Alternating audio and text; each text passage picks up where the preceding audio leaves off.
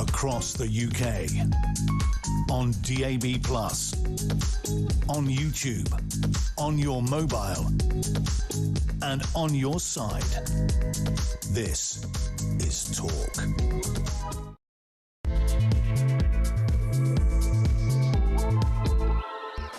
Well, we showed you this on The Late Show with Andre Walker and Asher Gould yesterday. This is the Jewish News front page. And just to remind you of their bullshit bingo, which they wanted you to go out around the country and try and find examples of the following comment. This is not the country we are. We stand with the Jewish community. An attack on one of us is an attack on all of us. Hate has no place in British society. This horrific act has no justification. Our hearts go out to the victims and their families. We must choose unity at a time like this, and our thoughts and prayers are with you. Well, I couldn't believe it. Congratulations to the Daily Mirror, whose front page was an attack on one of us is an attack on all of us. Well done. Yeah, no effort. They literally achieved one of the bullshit bingo thing. Did you see anybody who said any of these platitudes? And here's why it's important. Because the reality is, the reason why we are seeing an increase in violence on our streets, the reason that we're seeing an increase in machete knife crime, the reason that we're seeing a greater degree of lawlessness, even when it comes down to selling illegal vapes, even when it comes down to muggings and theft of phones, when we see an increase in anti-Semitism, when we see grooming gangs exploiting and abusing vulnerable young girls, it's not to do with any one particular religion in reality.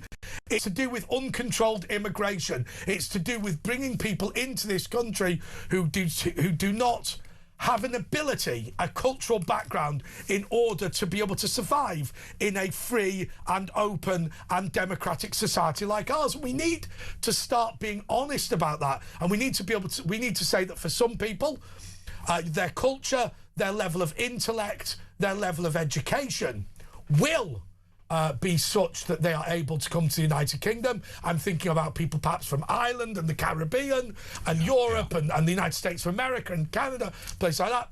And there are places where the nature of their culture, the backwardness of it, their inability to understand our religion, our culture, our language, our history, our heritage, property rights, women's rights, gay rights, whatever it is, then those people are not going to be successful in the United Kingdom. And I'm looking at places like Somalia, Eritrea, place like that, where we should be helping people within those countries. Now, I will say, I really think that we have to start to admit that our developmental economics grants have failed. What we have done is passed money from our government to corrupt regimes in order to further line their Swiss bank accounts and subjugate the people of that country. What example is it? Namibia, where 80% of government funding comes from Western charity. They have no impetus, no justification, no reason, nothing to push them in favour of trying to build a sensible economy. Do you know, what is it? The amount of money that's gone into Nigeria. Do you know that Nigeria's economy is smaller than what it was in the 1980s? When you look at Haiti and its rice production, what has happened is the United States of America has flooded Haiti with free rice in order to feed the population. It has bankrupted local farmers. So I accept that we do need to help people within their own communities, but I will say at the same time, there are some people who just shouldn't be in Britain. And the reality is, if you believe that Jew people wipe their backside with the Quran, then really you ought to be in a country where there are other Islamic radicals who hold similar views to you. If you believe that Christian white girls are there to be raped, then really you're going to have to be thinking in terms of staying in your Pakistans, staying in your Saudi Arabias, staying in those sorts of countries, in a backward community where you will get more out of it, where you will enjoy yourself more, where you will be happier. Because the reality is, the people that have come over who believe that grooming white girls is an acceptable thing to do, they're not having a great time in British prisons. It would have been better for them and it would have been better for us if they'd not been allowed to come over. So Well, they aren't in prisons, though, of course, because of cover-ups. So did you see any, Asher, apart from the Daily Mail? Oh, yeah, I mean, I don't even listen to them now. It's like white noise when I see Starmer's mouth moving. I can't actually hear what he's saying. I think Starmer said we stand with the Jewish community. Yeah, well, he didn't go down Golders Green, and obviously not. I mean, you wouldn't have to be crazy to be Keir Starmer, because you're going to get booed. In fact, Keir Starmer learnt very early on when he went to some horse thing with Victoria, and they were all shouting the W word, Keir Starmer. And so now, whenever you've seen him go through public, which I've seen, I think, twice, he's held by each arm by a special branch, rushed through, and he's obviously got some, big, armour body, and he's just looking all panicked. And we literally have a Prime Minister that's so hated that he can't go in public. That's quite, when you think about that, that's quite a strange thing. What do we say about Zach Polanski then? I have to say to you... What is there to say? I personally think that he's a disgrace. I honestly think that the media should be allowed to talk to his family. And he apologised now, didn't he, about what he said about the police? Well, he didn't. I mean, he said that it was an inappropriate forum to discuss it, and he wanted to discuss with the police their method. I said on the show last night that if necessary, I would have had no problem with the police officer slitting the throat of the guy. I'm not saying the police officer should do that. I'm not a police officer. I don't know what is and what is not appropriate. But if the bloke had ended up dead, it wouldn't have bothered me. Well, if there would have been armed police there, they probably would have shot him and killed him because, they would have thought maybe he's got an explosive device. He'd put on a few pounds since that prison. Well, they didn't know he put on. Why did they put that in the press? He was looking much better than he was. But anyway, the Israeli's deputy foreign minister has called Polanski an extremist. Well, he is an extremist. He is. And I have to say to you, look, always remember, there was a Jewish guy put on trial at Nuremberg, right, for being a Nazi. Admittedly, he was the former head of Lufthansa, and they'd lied about his parentage. But just because your background is that you're Jewish doesn't mean you're incapable of being anti-Semitic. In fact, some of them can be the worst. Oh, absolutely. Yeah. We had I won't name the bloke that was in. Oh, yeah, but we had a geezer in the studio who I didn't realise he was Jewish. I don't know if you did, but I never realised. And he was going on and on and on about Israel. It was really funny. Josh Rom from The Sun came in the ante-room, and he came over my ear saying self-hating Jew. So during the break, obviously I can press a button and talk to the producer. I pressed the button, I went, "What is a self-hating Jew?" And he heard, didn't he? He went mad, that bloke. I don't know. He wasn't very happy. Never came again. No. He said, who are you calling a self-hating Jew? And I realised we were talking about him, but I hadn't realised. Yeah. But look, I'll be honest with you.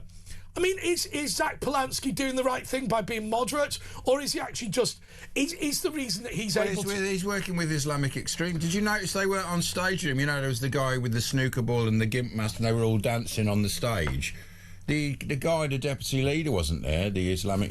so how's that going to work out? Because they don't really... There's a bit of a clash, isn't there, between that sort of look, gay disco look, and, Islamist.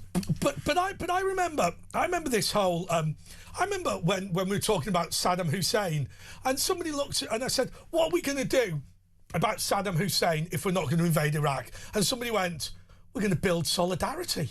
And this is what Zach Polanski believes.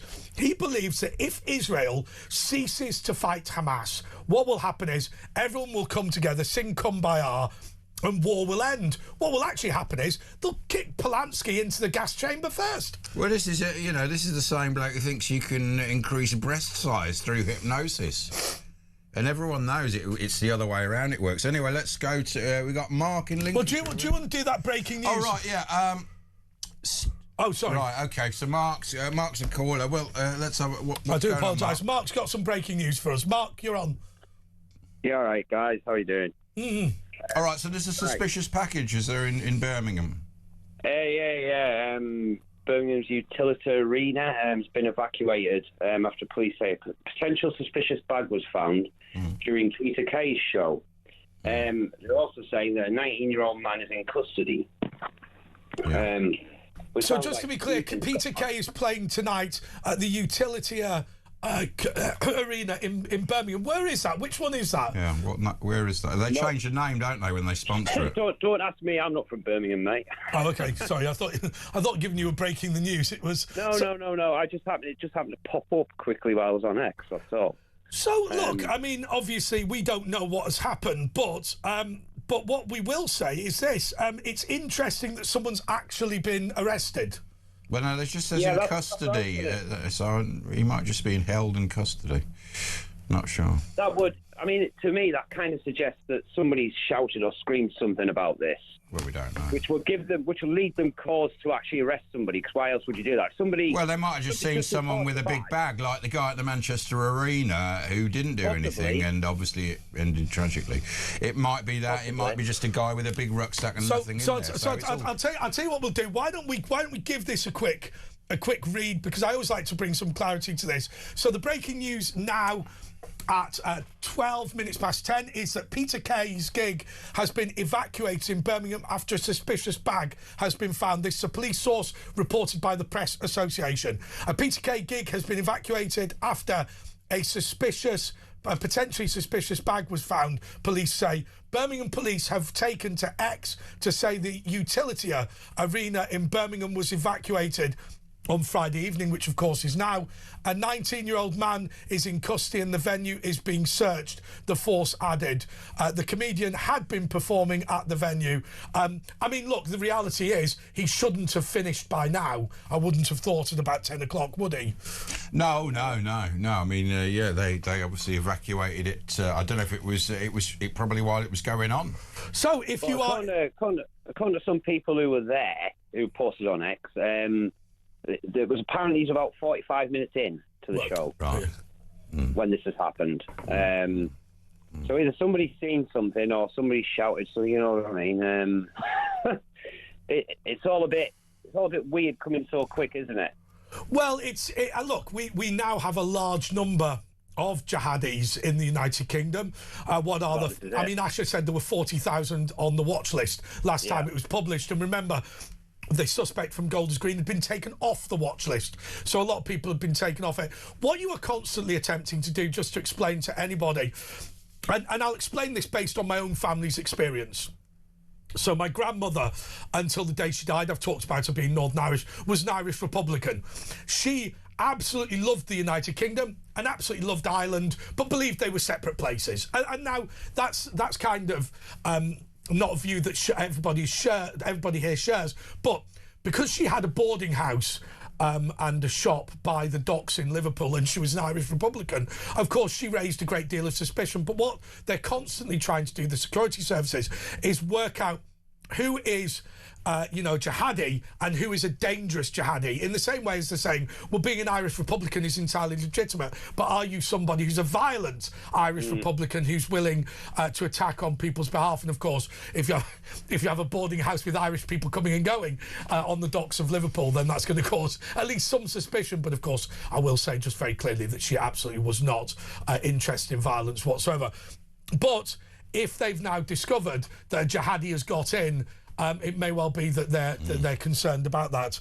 Asher, why don't you? Yeah. You are presumably monitoring the social media. Yeah, there's not much else there. I think that's all. I don't think people know anything. It could obviously be. I'll tell you what we'll do. Look, we've got Nadine Whale here, and that's right. She's going to talk a little bit about memorial to James Whale. The hospice. We're doing a walk to raise money for the Heart of Kent Hospice. I think we should let her tell us. Yeah, I'm just saying what it was. It wasn't for anything. Yeah, we're not having a statue. Yeah, I'm not against it. We'll be raising money for that as well. Anyway, we'll be back with Lady W after this.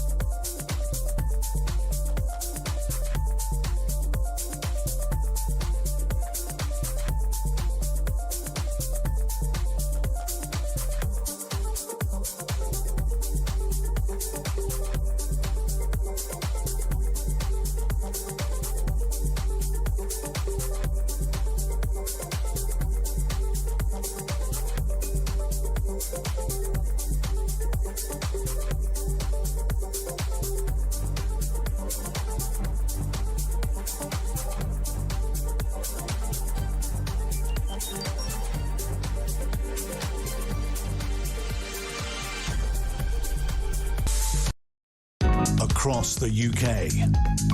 On DAB+, on YouTube, on your mobile, and on your side. This is Talk. Okay, this is The Late Show with Andre Walker and Asher Gould. And of course, I sit in this seat because it was vacated by a great of journalism and a great of broadcasting, James Whale. I'm not as good as him. He would say, I'm not a journalist. We tried. And by the way, the one thing I've never done is gone, shut up, Ash, which was a common thing. Anyway, James obviously did a huge amount for charity during his life. And I like to talk about it. And in some respects, it was a blessing for the country that he had cancer for so many years, even though it was terrible for him and terrible for his family because of the amount of money that he raised for charity and because of the amount of research, some of which actually kept him alive for longer, that he helped to fund. Well, anyway, in his honour, Nadine Lamont Brown, who is, of course, James's wife, and her sister, Kelly Capola, is your name? Capolo. Okay, so two sisters, which is James's wife and James's sister-in-law, are now going to do something to commemorate James and help the hospice that he died in. So come on, tell us all about it. So I got a lot of support from the hospice, and so did James, and we had lots of charities that were helping along the way when he was poorly, but the hospice was the main thing that was just like made such a difference. So I wanted to try and give something back to them. So I went to see them about volunteering and that kind of thing, and I found out how much hospices need help because they only get 30% of their funding from the government, and 70% of it is from people just going on walks and things like that. And everyone near them has got a local hospice that will, and you don't have to sort of do donations, you can just go and help in the coffee shop or in the charity shop or just do something to help. And they know what they're doing, don't they? They're a whole different kettle of fish to hospitals. It's completely... I mean, because I've sadly been in the position where I've been widowed twice, both to cancer, and Simon died at home. And comparing that experience, which was quite horrific, to James and the hospice, it was... Well, like James's first wife, that was horrific as well. Yeah, she died in a hospital. And it wasn't that much before, you know, it was 5 years. So has a lot changed in the last few years with that? Or is it because the hospitals are so good? It's just the fact that not a lot of people know that you can actually opt to go into a hospice if they've got a bed. I mean, they have a limited number of beds, so, you know, it's timing and things like that. But they also give community support. So for 2 years before James died, we had help from the hospice. They came to the home. Yeah, the local. They just come and help you in the community. And who are they? Are they all separate charities, or is there one big org? They're not the NHS, are they? No, they're all individual, separate charities just set up in a local area and run by sort of a local team of trustees. So they are just people doing good things, but they kind of treat dying in a completely different way. It's very holistic. They just they support the people who are dying, but also their families. They offer bereavement care afterwards, and it's just a sort of wholly encompassing, gentle. What was it kind of like going in there? Because my understanding of James, now, as I always say to people, I was James's understudy, therefore I'm here when he's not. Therefore we didn't know each other that well, as you can imagine. Though I was very fond of him, of course.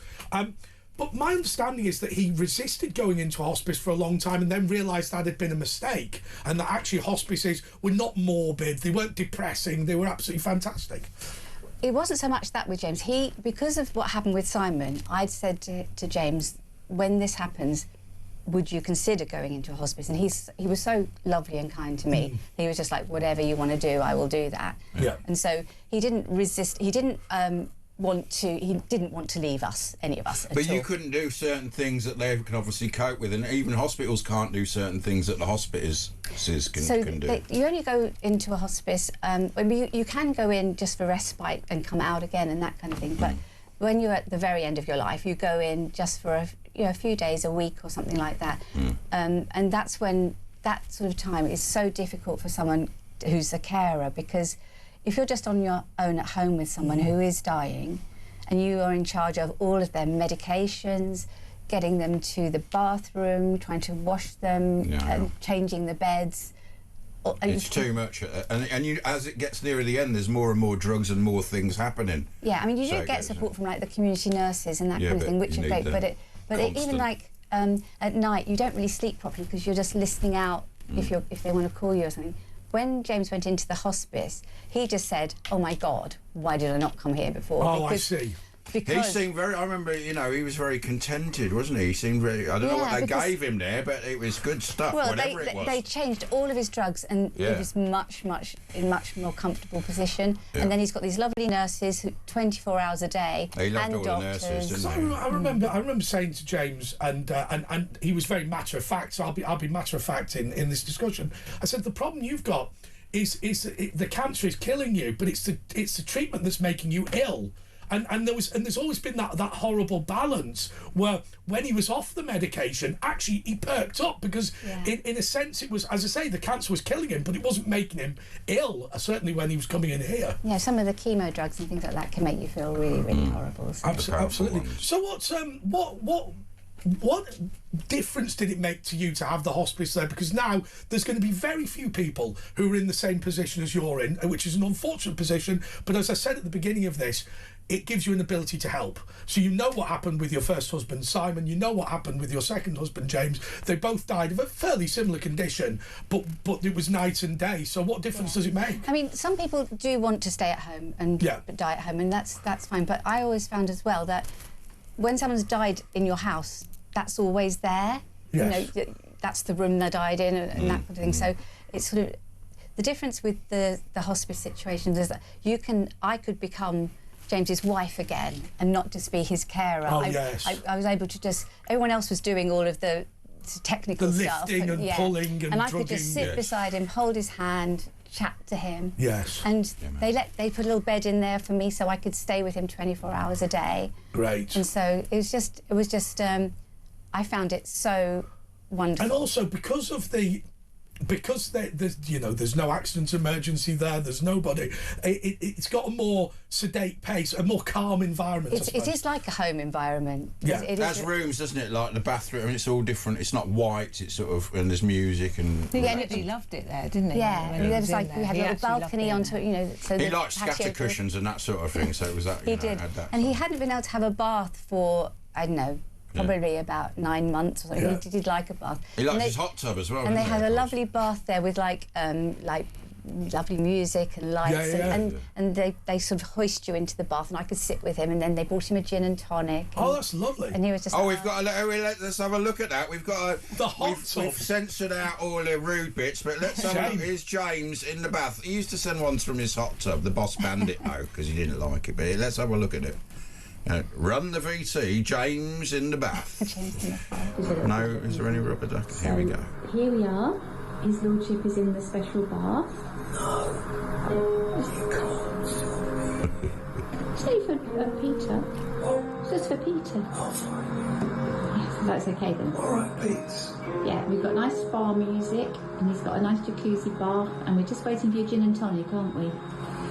So, when you get old, life is making you blue, get to the hospice. It's the best place to do it. Excellent. That's a new advert for the hospice. You had a lovely visit from JK and Denny and Mike today as well, haven't you? So, we had a lovely time. It's like being at a hotel. I've had a really nice day. It's good. Yeah. Lots of love. So he was basically saying, get down the hospice. He was recommending it, wasn't he? And this is what it's Whaley's Walkers. So I'm going as well, and there's quite a few people from here going. It's 10 in the morning, so it's very early on Sunday. Wales, and what's the walks? What we're doing? So we're going to walk. It's just through the Bluebell Woods for 6 miles. Because it's the Bluebell days, isn't it, where they all come out? It's called the Bluebell Walk. Unfortunately, the weather forecast isn't looking as lovely as it has been. So it might be a bit rainy. But I think so far our team's near about the £2,000 mark we've raised, which is great. My mum gave me 20 quid today, and I'll get a few people. Thanks, Mum. And we've got the banners. There's a Oh, web yeah. page So on the screen. Have you got? Do you know the address? What it is? Is it Haas? I'll tell you what we should do. And we've got these to pin on our T-shirts. I'll tell you what we'll do. Why don't we go to a break now, because then we can heavily market, because people That's watching, good. We're marketing. people watching and listening to this will want to donate. So let's We'll have a little marketing meeting. We'll be back in 2 minutes.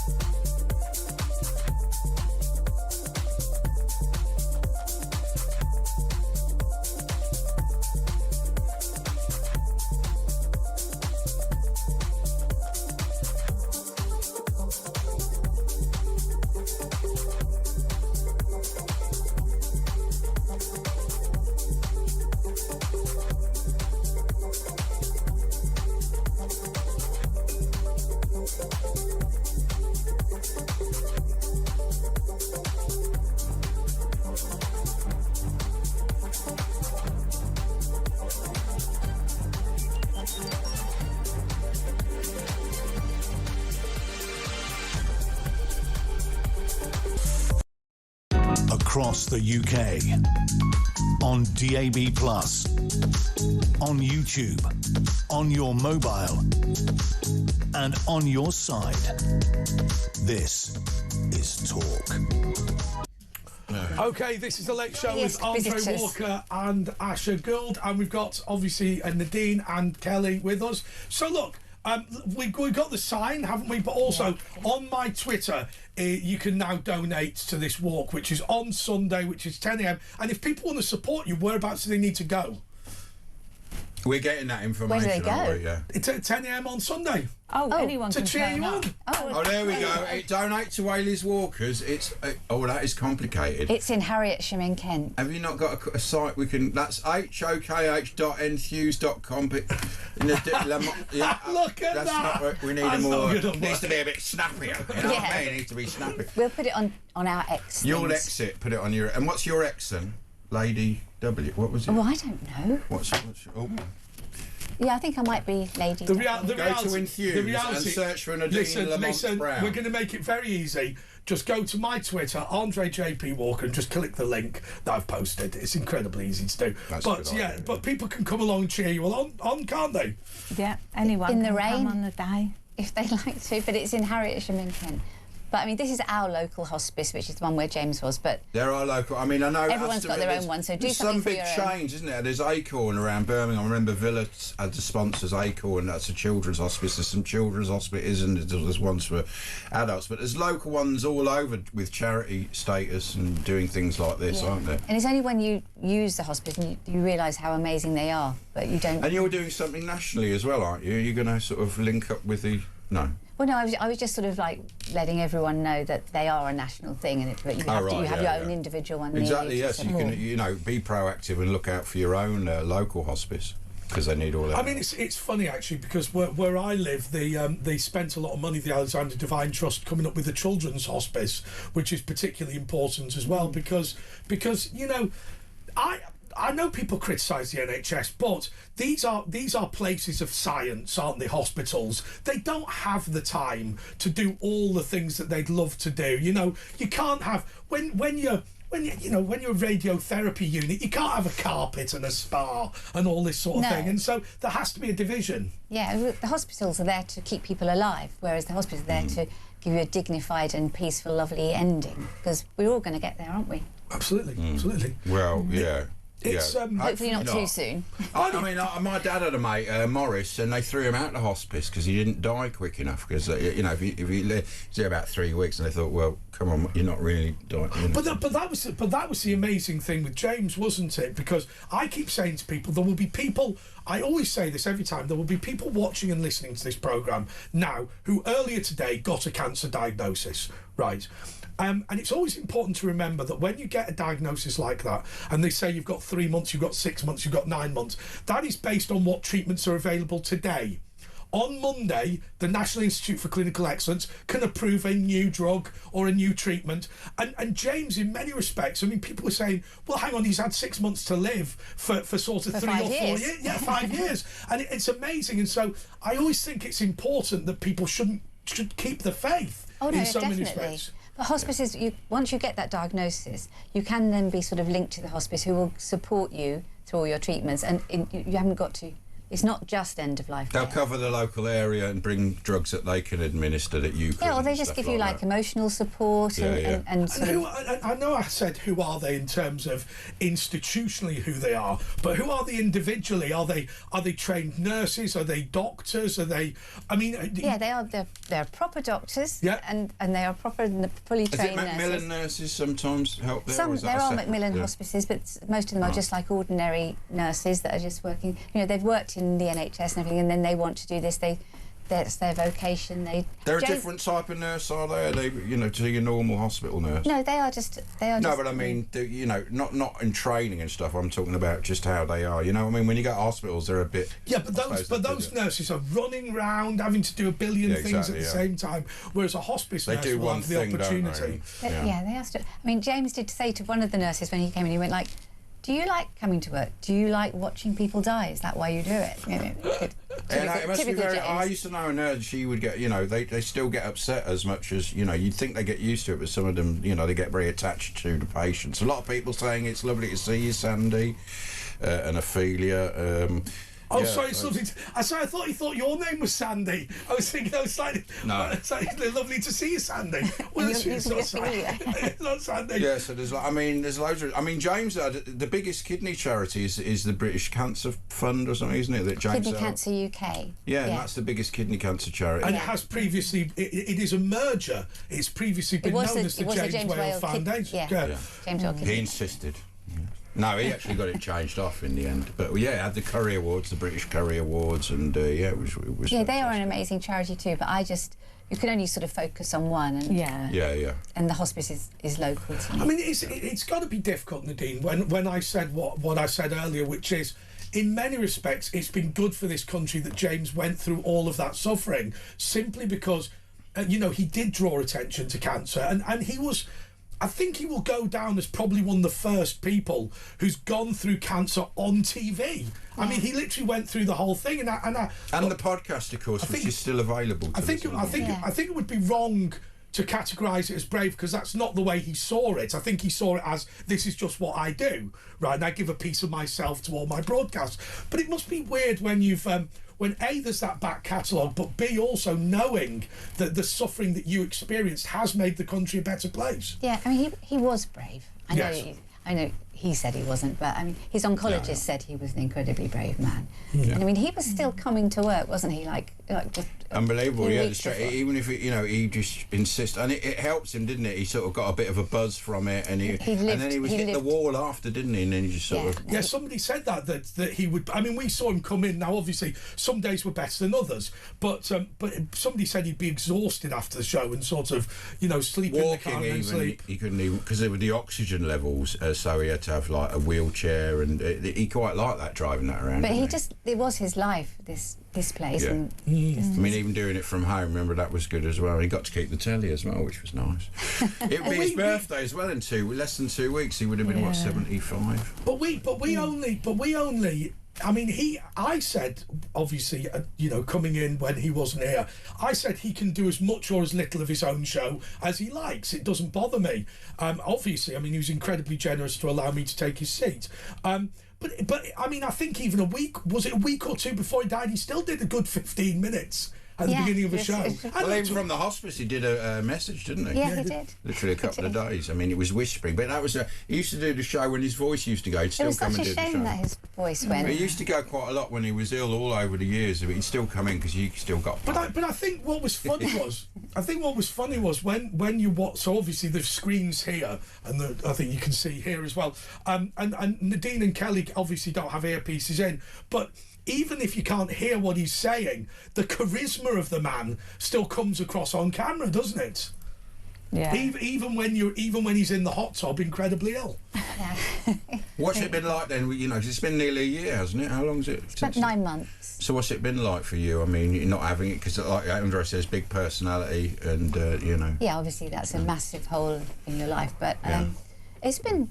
I've been a bit quiet and I've gone a bit hermity and stayed, especially like through the winter months. Christmas is obviously a difficult time. Yes. Yeah. But as spring started to happen, I felt like, okay, I need to get out there a bit and do some good things and try and help the world a bit. And spring's good for that anyway, isn't it? Especially where you live, everything's growing out. yeah, it's all lovely, and just try and you enjoy got your life. dogs. Yeah, I've still got the dogs, the one that James chose for me, and Mulberry. Mulberry is fine, but it's Radley, the one that Radley. Kelly He's a and I went to the we went to the rescue centre, and this one was bouncing off the walls, and I said to Kelly, "Oh God, no!" And then James went, "I want that one." he liked that he was so hyperactive, didn't Yeah, so that's the one I've got. And to what extent, when you go to any fundraisers for hospices, to what extent are you Nadine, and to what extent are you Mrs. Whale? Because obviously, Lady W. Well, obviously, people are going to, because he was such a big figure, not just in media but also in funding cancer treatment and raising money. Because he's such a big figure, there must be an element to which he not overshadows you, but he's always present. Well, he's definitely always. I mean, I haven't. This is the first thing that I've done for the hospice. This is going to be the first thing. But the hospice are very grateful that we have got, that I can come on here and talk to you guys and everything like that. So the fact that it is James is important. Yes. And not that everybody else who's lost someone who's walking is just as important for everybody, but he is a little bit more hopeful. Well, it's just, but it's one of those things, isn't it, Nadine? I mean, I always say to people that fundamentally, what we do in a sense is fake. That we are not really sat in people's living rooms across the country. But what that does is that gives you an ability, it gives you a power to do something. So whilst every father and husband and grandfather is going to try, and indeed grandmothers and mothers and sisters and wives are all going to try and be brave, James had this unique ability because of his job to effectively take out a megaphone and say, hey, this is what I'm going through. Well, he was like a town crier, wasn't he? I mean, I always thought his shows and that were like he was like, the guy, what they called the circus guy in the middle. He was a brilliant... The ringmaster. He was good at everyone. He could control a studio and then sort of control the show. And it was almost like he was producing and directing it and the middle of it at the same time as well, wasn't it? So it was all going off, and probably to do with his dyslexia gave him skills. I mean, he was so eloquent, wasn't he? He could just come off and I think he always talk for hours. Not so good at writing, but no, exactly. But that was a dyslexia, and sort of it gave him all these other skills that you get, along with that sort of thing. But I wonder whether part of his psychology was he always said to me that he was he hated the way that people thought dyslexic kids were stupid, and I think the fact that he was intelligent and good at debating and whatever and good at presenting, and when people came in, the sort of people who were intellectually snobby to him as a kid, when he was able to be rude to them and throw them out, I think it gave him some cathartic joy, didn't it? Oh, it absolutely did. And what he really loved was getting his MBE and having some letters after his name finally. That's of course, because he'd had none previously. He didn't have a... No, all he had was a religious education O-level, I think. Have you got that? Oh, he was good at religion, yeah, because they're quite... Have you got that hung up in your house, have you, the MBE? Well, James denies it, but his brother is very, very certain that that is the only O-level that he did get. Anyway, look, we're gonna go a little breaky, but before we do, we're gonna have a little clip. Let's have a look at Wales. No, I think we should give them a taste. I think we should say... Well, yeah, this is James Wales chatting with some weird friend of his. Let's have a look. Run the VT. I'm here at James Wales's trailer park garden, and he's having a little... Whaley, Wales. All right, man. No, what are you doing? I brought some nibbles, man. You know I don't like those. Take those away. Not them. They're quite good. I'm very ill. What are you doing here? So how are you, man? You all right? What's going on? You're not well. Do you know, I find that when people ask you, you've got terminal cancer, and people don't ask them how they are. How they are is really annoying. Because you'll get the right answer. Do you remember when we met? Do you remember? You were an engineer. Yeah, 1995, and they said we want to put you with James Wales, and I said, what, the director of Frankenstein, the 1930s horror movie? It's great. And they went, no, the rudest man in broadcasting. But I still thought it was great. Go on, have a crisp. Go on, bubbler. So have you anything to say about how great it is that to be working with me for all these many years? It must have been amazing for you. You know, I tried to find something to put in the autobiography. But oh yeah. I couldn't find one thing good. There's more pictures of his horse than me. There's not one picture of me. There's a picture of his horse. Say about you. Yeah, nothing. In the autobiography. At least a little picture. Anyway, man. All right? Thanks for a great 30 years. I'm going to miss you, Bubba.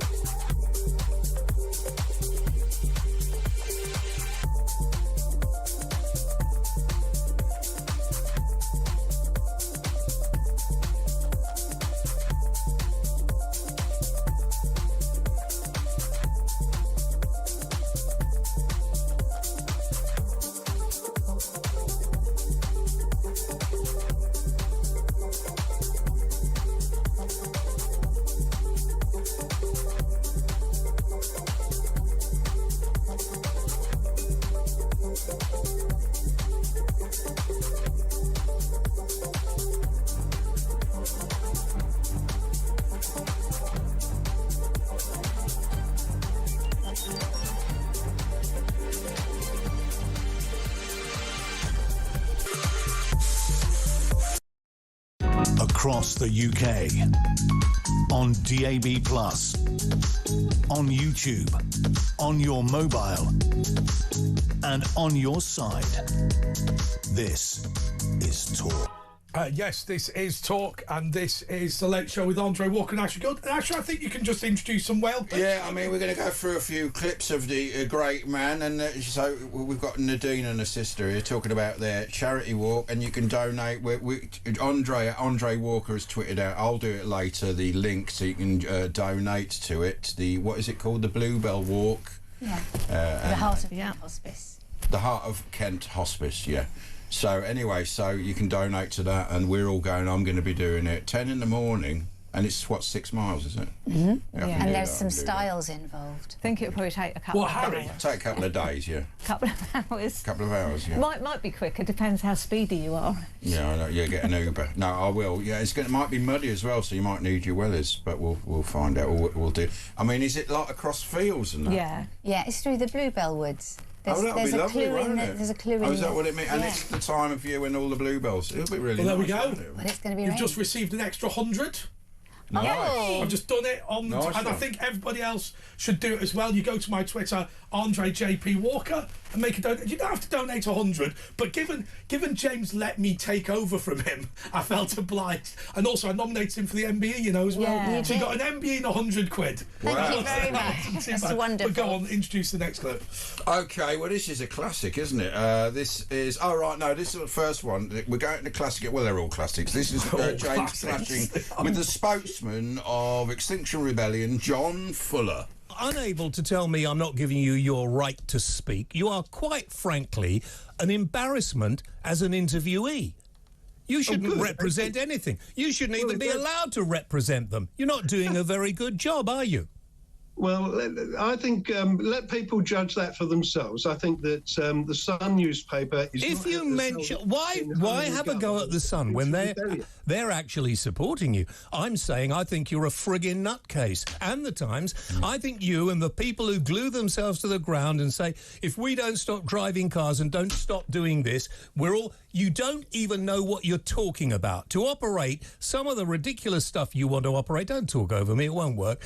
To operate some of the stuff, you're going to have to use fossil fuels anyway. We should be digging more coal out of this country, giving people jobs, getting more oil in. If you want to throw the young under the bus, if you don't care about young people, James, then that is your legacy. Don't put that on me. That's like Keir Starmer saying that the Prime Minister... You want that to be your legacy, you're an idiot, mate. Be remembered that way. I'm sorry, but that's not what I said. You are a complete and utter nutcase. No, you don't show any care at all. You don't listen to a bloody word anybody says that disagrees with you. Goodbye. Nadine, your thoughts on that throwing out? How did you think on a scale? It's not one of his best ones, but it was a good, consistent throwing out thing. It was good. I was saying to Adam earlier that James and I didn't really have rows at all, but we had one little argument, and he got a little annoyed, and he went like, "It's my show." Mm-hmm. I was like, yeah, that's exactly what that. It was very protective, threw me out of the kitchen. a lion. It's almost like when Peggy Mitchell always used to go, "Get out my pub." Yeah, it was a bit like. I mean, that guy was on Zoom, but often we'd have them in fact, the next clip. Oh, come on, the next one's my favourite. I mean, he'd come from a long way, and James was one of his heroes, and. Well, let's have a look. It explains itself. Let's have a look at it. Tony Topic. No, that's a visual of the UFOs over my house. That's an actual visual analysis. Can you see that? Two little white spots. James, I tell you what I'm going to do. I'm not happy with the way the interview's going. I feel you are taking the mick out of me. That's my artwork. It's proof. Sorry, that's my artwork, James. You're insulting my artwork. That's proof. You just told me that's my proof. Art. That's my art. Goodbye. You said that was your proof. Good riddance.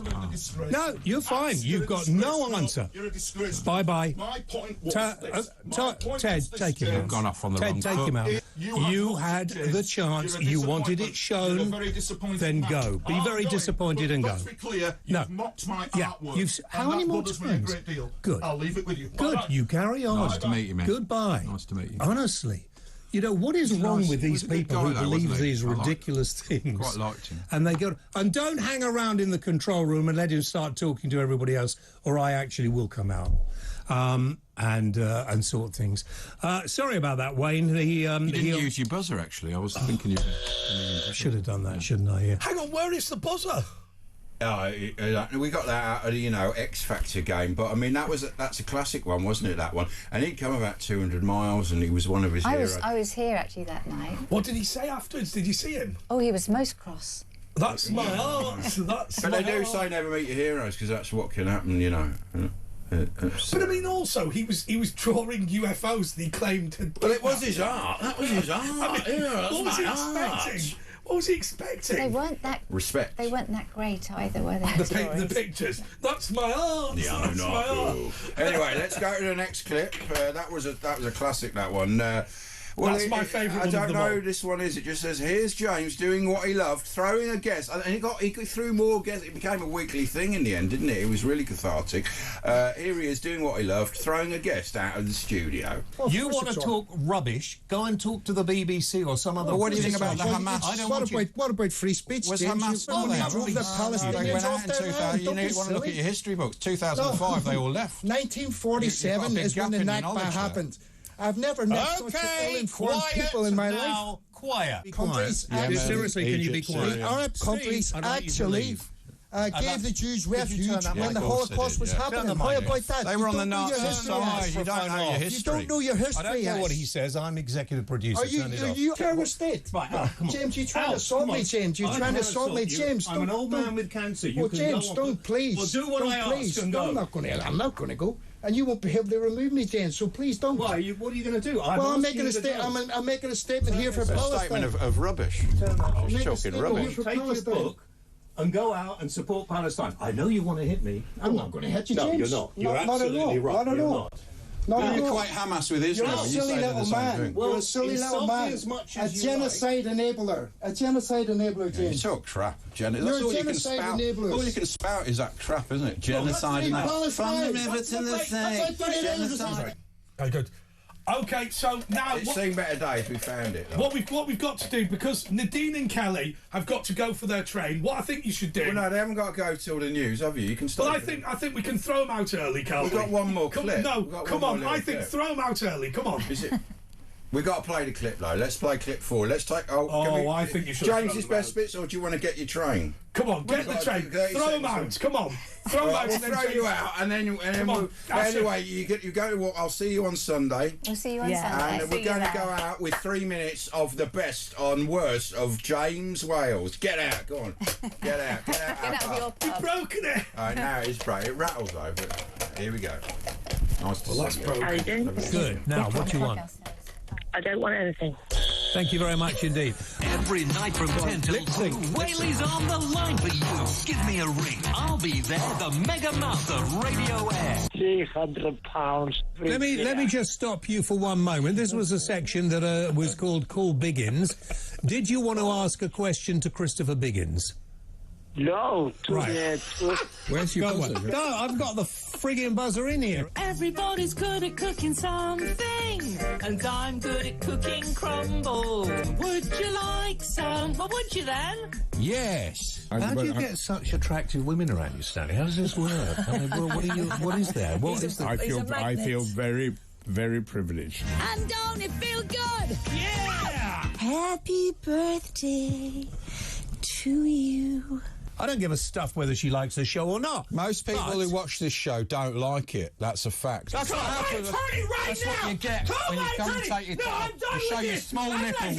As far as I know, that kind of animal doesn't have any testicles. He has. No. They're just under the desk. There they are. I choose not to show them. Do you remember, Sweet, when we went out to that nightclub in London called Stringfellows? Yeah, I thought you would. My new vagina is so tight it squeaks when I walk. So what I'm going to do is that you really can't. squeaks. No. Okay, let's try this now.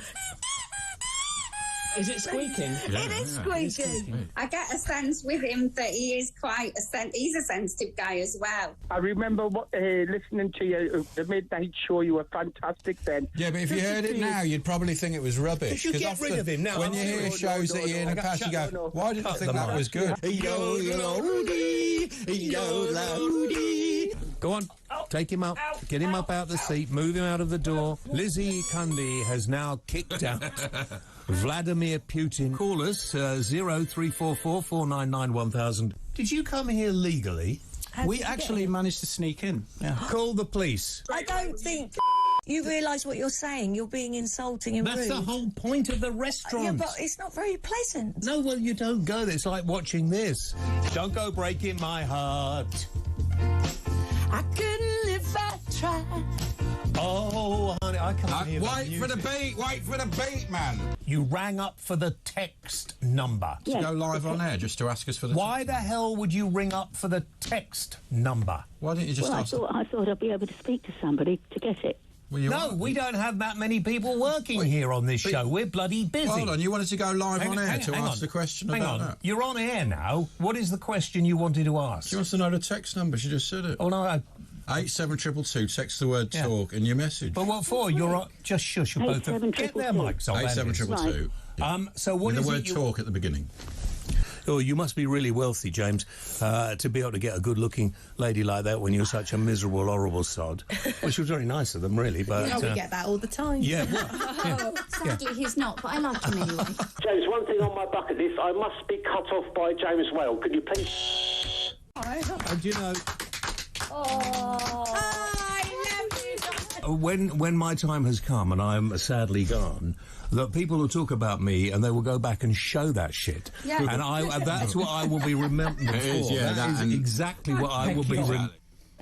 And that is how we now remember James Whale. Well, Asher, it has to be said, and what a phenomenal piece of work you did over all those years with him. What's your favourite memory? Oh, wow, 30 years. That's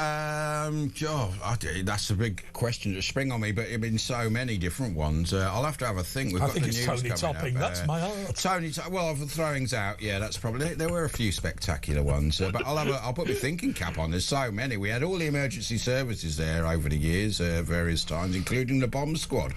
But, yeah... Somebody wanted to blow him up. What a surprise. 0344 499 1000. Give us a ring. We're talking about all the other stuff, the news. It's Talk with Andre and Ash.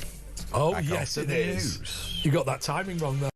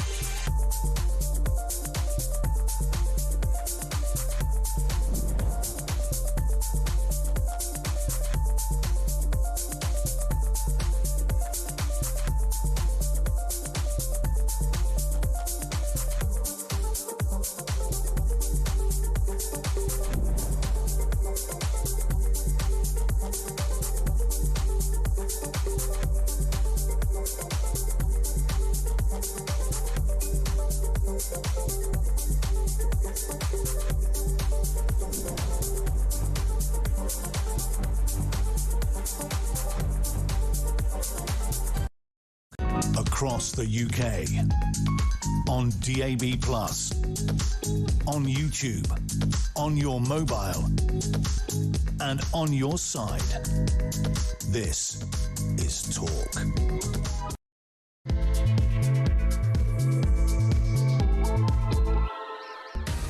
Okay, this is the press preview with Andre Walker and Asher Gould, but we felt that we had to do an update before we did anything, which was our Jewish news bullshit bingo. So, Asher, what I'm going to do is I'm going to give you this pen, and I'm going to give you the front page of Jewish news, right? And we're going to give you an update here. I want to thank Perplexity AI, who are not sponsors of this show, who say that Keir Starmer said the following. He said, "This is not who we are as a country." That's number one. Okay. This pen doesn't really, it's a highlight. Keir Starmer also said, "We stand with the Jewish community. It's our fight as well." That's number two. He also said, "We have an attack on the Jewish community is an attack on all of us." That's number three. He's doing them in order. He's very considerate. Oh, you got the camera up there. What about this? You can't, the highlighter pen doesn't really. Stamp this hatred out. Give us that pen. Okay. The pen.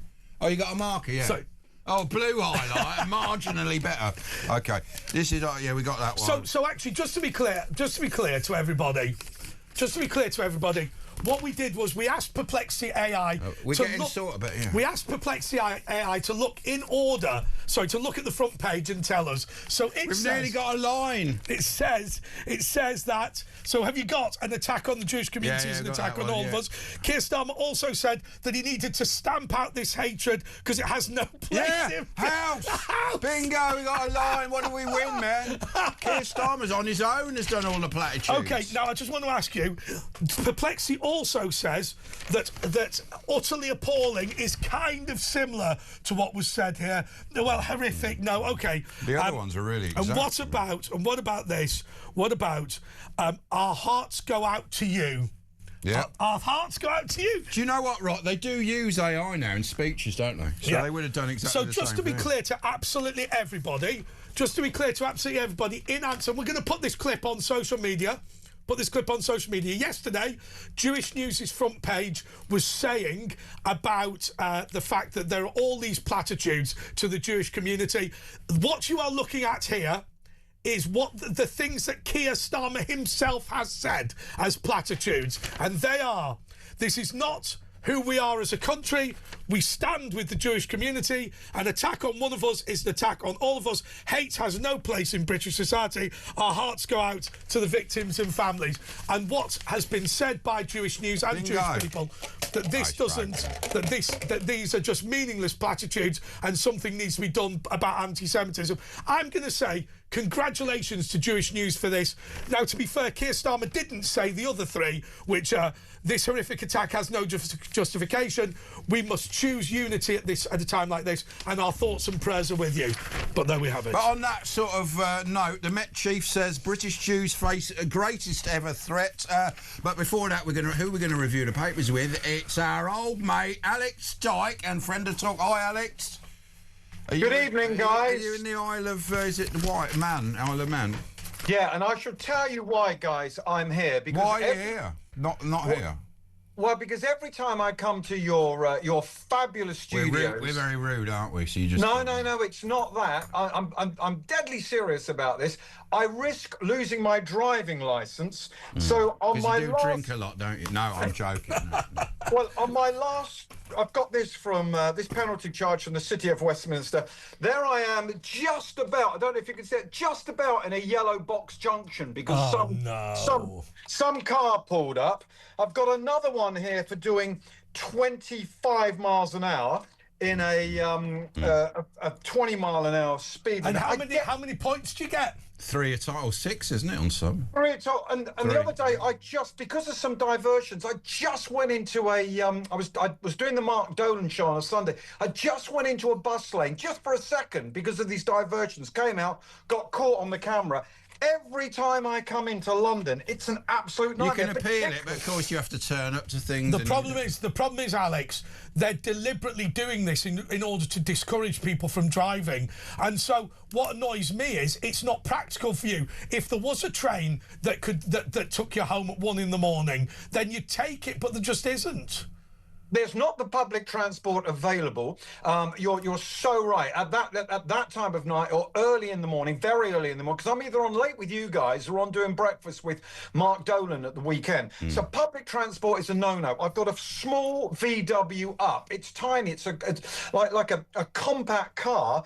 But, you know, even driving that at 20 mile an hour, it wants to stall. And the thing is, guys, you've been driving for a few years. We have been driving on these streets in London that have always been 30 mile an hour speed limits. Suddenly, in the last couple of years, the City of Westminster Council has taken them down to 20 mile an hour, and our brains are still telling us we exactly. I mean, the Finchley, a lot of the main roads used to be 40 mile an hour. Finchley Road, it's now 20. It went down. So I mean, and it's 6 lanes. You know what I mean? And they've also banned the bus lanes at like 2 in the morning. You know, you used to be banned from 4 till 7, so in the evening you could use the bus lane. Now it's just banned constantly when it's unnecessary. But yeah, like you say, so now you're not coming in, and we have to do it on. You've changed your image a bit, haven't you? You've had a haircut. I've had a haircut, but. Ash, look, I saw your hair in those James Whale it was all different, wasn't it? It was much, much longer. Then it was short. Then it was long. The problem is with like Madonna. I keep reinventing myself. No, Ash is more like Mama Cass. Like he gets fatter and thinner. He's gonna. I'd say he's gonna die on a ham sandwich, but he's Jewish, so that's highly unlikely. Bit hurtful. But my hair is quite white. Bit racist. Bit racist. Right, so we're going through the papers. So with what I was saying about what we were talking about before, the Times, and the Met chief is now saying British Jews face greatest ever threat. Golders Green officers are heroes, says Rowley.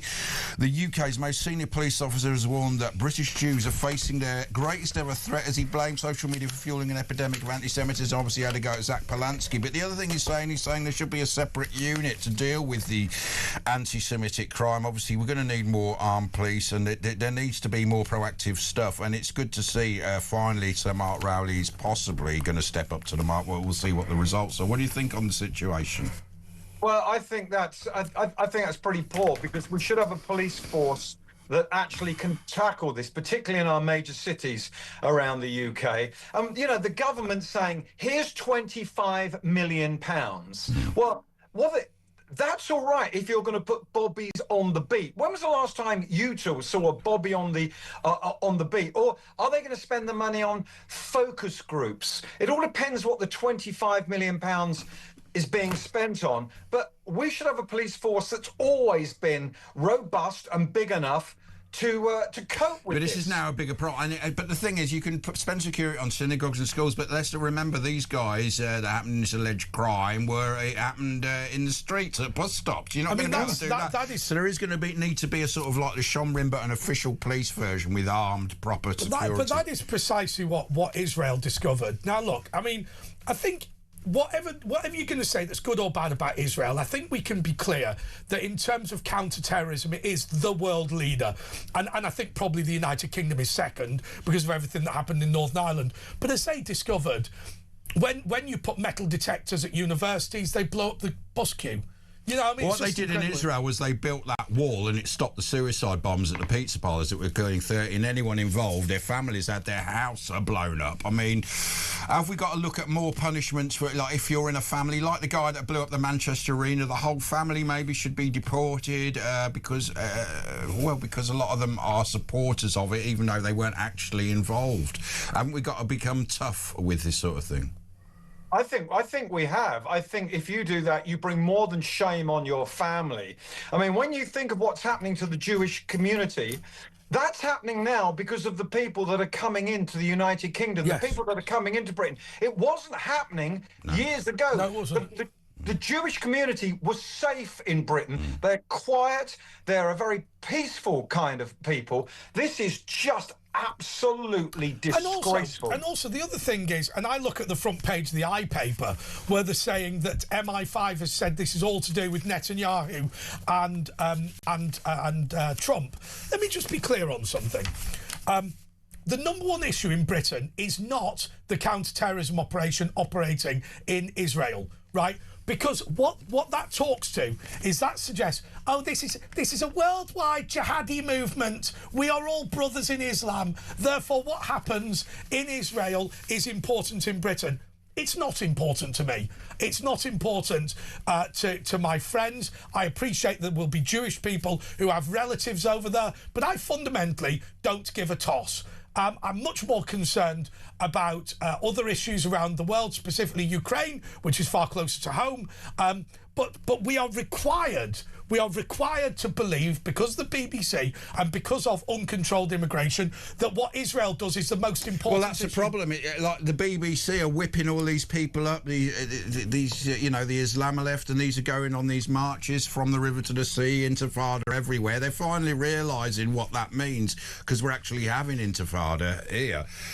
So it's not just people coming in, you know, who believe this sort of stuff. It's also being promoted by people from certain political parties, and a lot of the media, Channel 4, Sky, BBC, a lot of the media are just basically lying, which has been shown throughout since October the 7th and before, but particularly since then. Even the BBC having an internal investigation into it and then sitting on it, not allowing it to come out because it was so bad. Jeremy Bowen, you know, lying about 500 people being killed and then saying he's still not going to apologise for getting it wrong. I mean, this is one of the main journalists. I hate doing this to you time and time again, but just remind us of that Jeremy Bowen thing again, because it's so egregious. If people don't remember, just remind us. What happened? Islamic Jihad fired a missile that misfired. A lot of missiles misfired. Because they're homemade. Landed in a car park, and it immediately got reported to 500. I think single figures were hurt in it.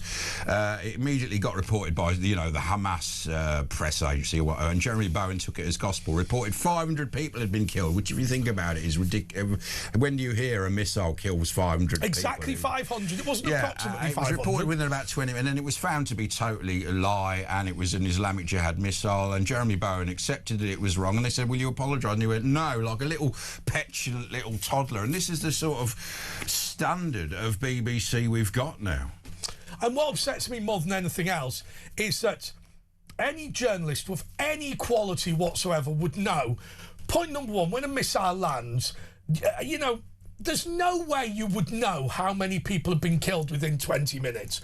Bluntly. And 500, you'd be going, well, really, 500? That sounds a lot. Exactly, because if a missile lands, and I've said this before, I've seen this in Ukraine, you know, there will be some people where there will be no remains whatsoever. There will be other people where there's a bit here and there's a bit there, and I mean, But when has there ever been 500? But the suggestion.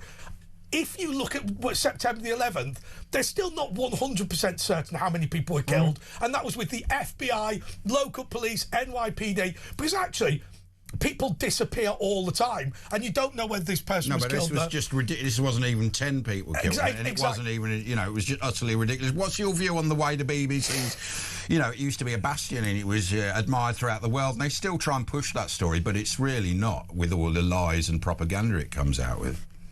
Well, I was listening to a little bit of the BBC today, and I'm thinking, tell us the truth.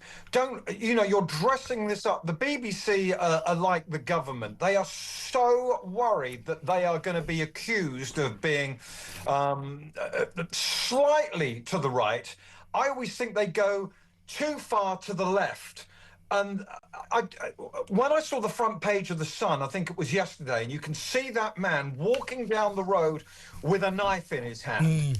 I'm thinking, there it is, in plain sight. We can see that guy is going to be causing trouble, and BBC dress everything up and cloak it so, well, we're not going to really offend anyone, but give us the truth. There are children who are quite clearly Jewish because of their school uniform in Golders Green, getting on school buses every day. Let's make sure that those children, let's make sure that those families are safe. Let's not dress the news up so we don't offend people. Let's give the news out, the truth, the whole truth, and nothing but the truth, to make sure that these innocent people are safe. But they don't even report stuff. I mean, today, I think it might have been yesterday, there was a little peaceful protest in Golders Green by the Jewish community there, and there's a migrant hotel just there. you know, that we're paying for, people who've just come over in boats, and they came out and started jeering at the Jew, you know, this Jewish population that have been here centuries. Who are paying for them? Who are paying for them, being jeered by people who've been here a few days, and, you know, we can see what mess this country's in.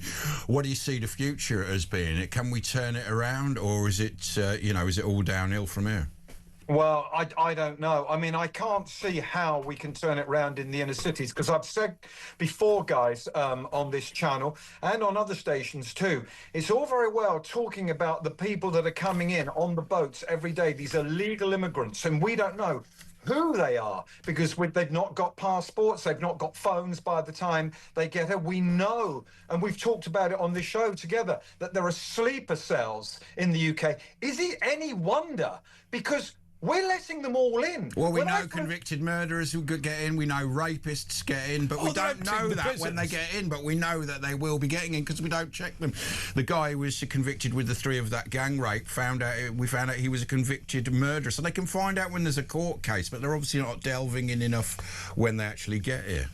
But when I flew back from the States recently at the beginning of this year, I had to go through immigration. I had to go through passport control. Did you not say, do you not know who I am? My point is, it would have been easier to have flown to France, get on a boat and come in there and you get the hotel and not worry phone about in. customs. It's ridiculous. But by the way, we're about to go to the break, but before we do, can I just read out the people that have donated so far to James Whale, because we're going to do a bit of a telethon tonight. That looks like you on the front page of Telegraph, by the way. It is me. I'm on the front page of today, so. OK, I just want to say thank you to Andrew Nielsen, Stella Bolton, Kelly Maggs, Emma Crafter and Kevin Williams. They have donated so far to the James Wales Walkers. It should have been Wales Swimmers, by the way, because he's a whale. Wales Walkers. Anyway, look, we're going to go to a break here. We're with Alex Dyke, and then when we come back, we're going to talk about Daily Telegraph stories. Streeting primes to challenge Starmates talk. We'll be back after this.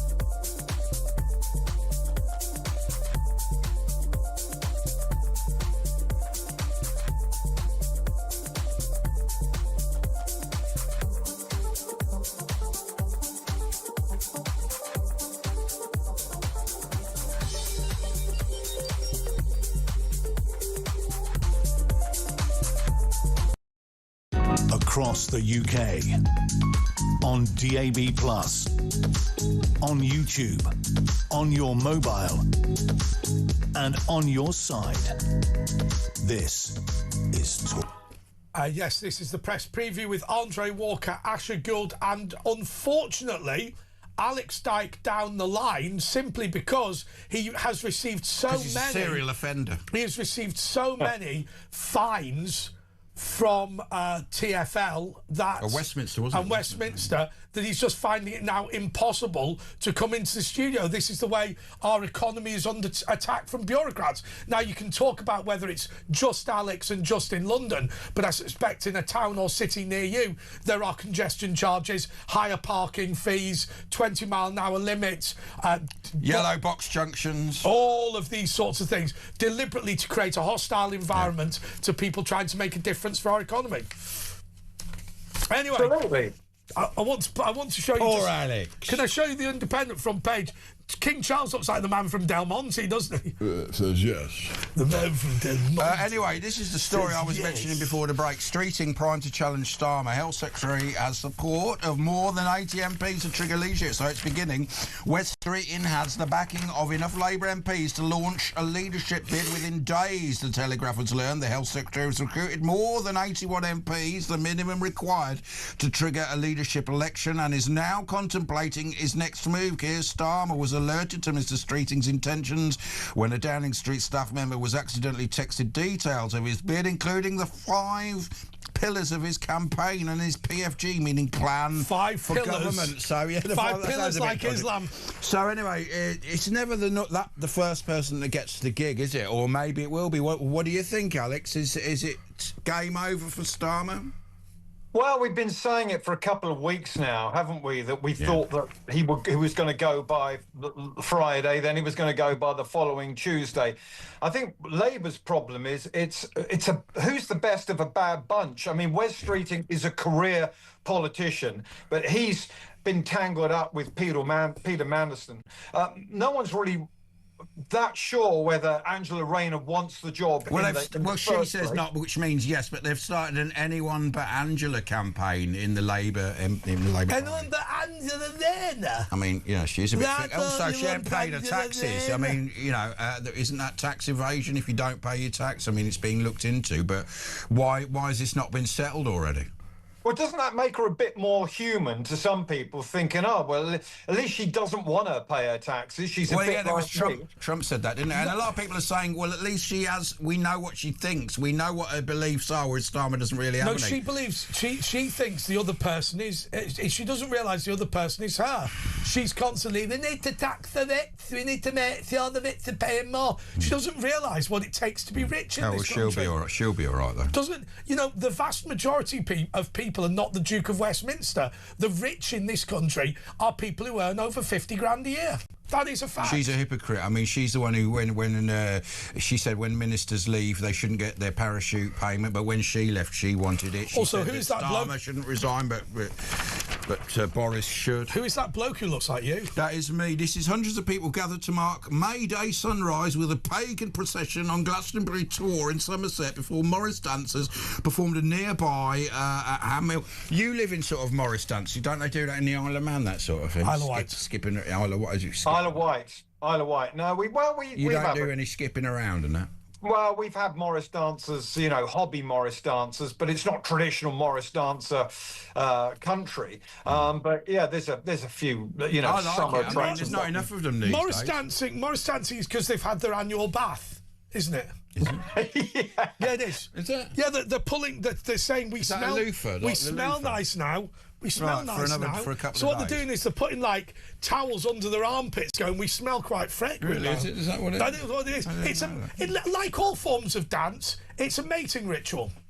That's the reality. Dancing is foreplay. Alex, you're in music radio. Is music a mating ritual and dance? Well, yeah, I mean, dancing is, if you trace back the roots of dancing, it is to do, as Andre says, it's a mating ritual. Yeah. So, It's foreplay. yeah, he's absolutely right. I hate to say it, but he's absolutely right again. Well, it's a rhythmic move, isn't it? But what we don't like to do, see, we don't come from all these weird countries where they go, this is our ritual, right? We just get on with it, don't we? We just go down your Labour club and have a few beers. You We don't say it's a mating ritual because we don't. Isn't it funny, like how, you know, if you put a beat on, humans will often start, but you never see an animal like tapping its foot, do you? Apart from there was that one on That's Life, wasn't there? There was a horse. My favourite was somebody taught a bonobo how to do some language, and it had pictures of things, and the bonobo could come up with his own descriptions of things, and they gave him a sprout. And do you know what he called a sprout? A rubbish lettuce.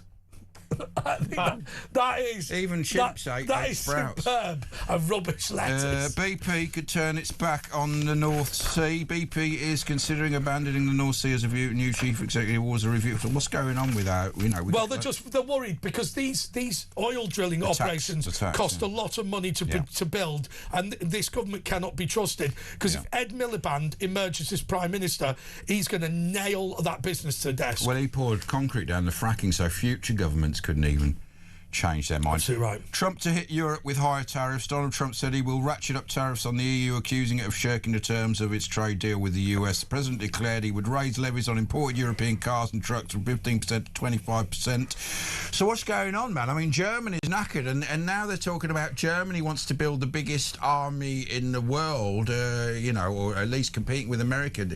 It's not a good history, is it? It could all end in tears, couldn't it, Alex? Well, this is, getting back to Angela Rayner, she doesn't want us to have a big army, does she? If there was ever a time when we should be spending more on GDP, if there's ever a time we needed a bigger, more powerful police force and more people in the armed services, it's now. This, we're in a better situation than we were in the Second World War, but not by much. Not by taxation. I mean, we pay more in welfare than we do when we're getting in tax. So how are we going to afford any of this? We borrowed 13 billion in February this year, 12 billion, and it was just to pay the interest on our debt. I know, So and I heard a got any stat. money. And the backbenchers and Rayner aren't going to back down on welfare, are they? If you've got a family of 4 now, you're on about 80 grand. People are working every day and getting half that.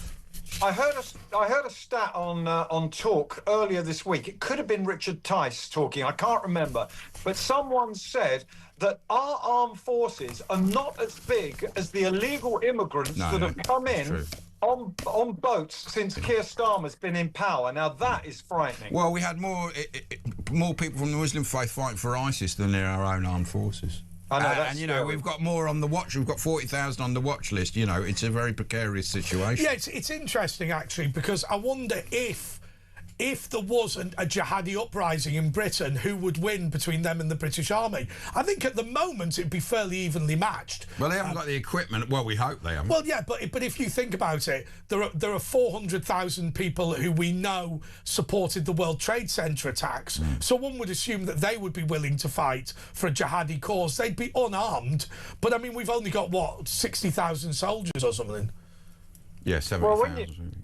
And that's something else, guys, we've talked about on this show. If there was suddenly a mass attack from people that have illegally or maybe even legally come into this country, it only takes someone, we've seen that earlier this week, it only takes someone with a kitchen knife. Imagine having hundreds or thousands of people taken to the streets to do. I mean, I don't like in October the 7th, like what happened in Israel. I'm sure that will happen. I think what Tehran will have done is they'll have slipped enough undercover people in, and they'll say, right, on the 17th of June 2027 at 1 in the afternoon, go out knifing.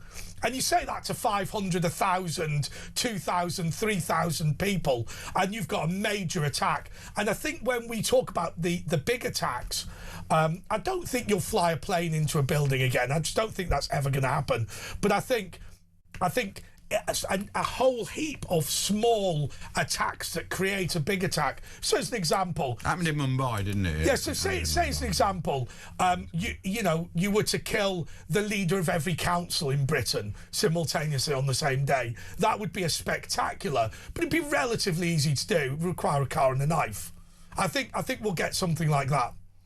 Yeah, and when I say it, I don't want to scaremonger. When I hear you say it, Andre, it sounds very, very scary. But there is a possibility that could happen, because the way that wars are fought, the way that terrorism is acted out, that changes all the time. It's shifting sands, and that's why we should be ready. That's why we need I mean, the armed forces we've got, those brave souls are fabulous, but they need a much bigger budget with many more people joining them, because we don't know what's around the corner. It's never been this frightening in Britain since the Second World War. Well, also, why would you join the army when the government is your enemy? You know, you've got Lord Hermer, you know, the head of what is it, Attorney General? He was prosecuting our special forces soldiers when they were. There's emails showing that they were lying. These people. He knew they were innocent, and it's outrageous, charging £400 to £500 an hour. Literally, a traitor against his country is running his country, and he's our Prime Minister's best mate. I mean, the enemy is within. So before the next break, because I think we're coming up to a break now. Let me just say thank you to Rich Rowley, who has made a donation. So this is Whaley's Walkers, who on Sunday are doing a walk for the hospice. I'll be down there, man. Whaley's Walkers. They did a walk for James Whale, for the hospice that James Whale that looked after James Whale. So if you go to my Twitter, Andre JP Walker, you can find how to donate to that walk. I personally have donated £100, loving it. I haven't, but my mum gave 20 quid earlier. And you're going, and I will do, and I'm going, yeah. So, but anyway, I'll retweet Andre's tweet. 03444991,000. We're with Alex Dyke. We're going to be going through all the papers. Rising fuel costs blow to fishing boats, and of course, there's a stampede of people trying to sell properties because of the new Renters' Right Acts. Polanski's Greens are apart. Anyway, we're going to be going through it. We're with Alex Dyke. It's Andre and Ash back after this.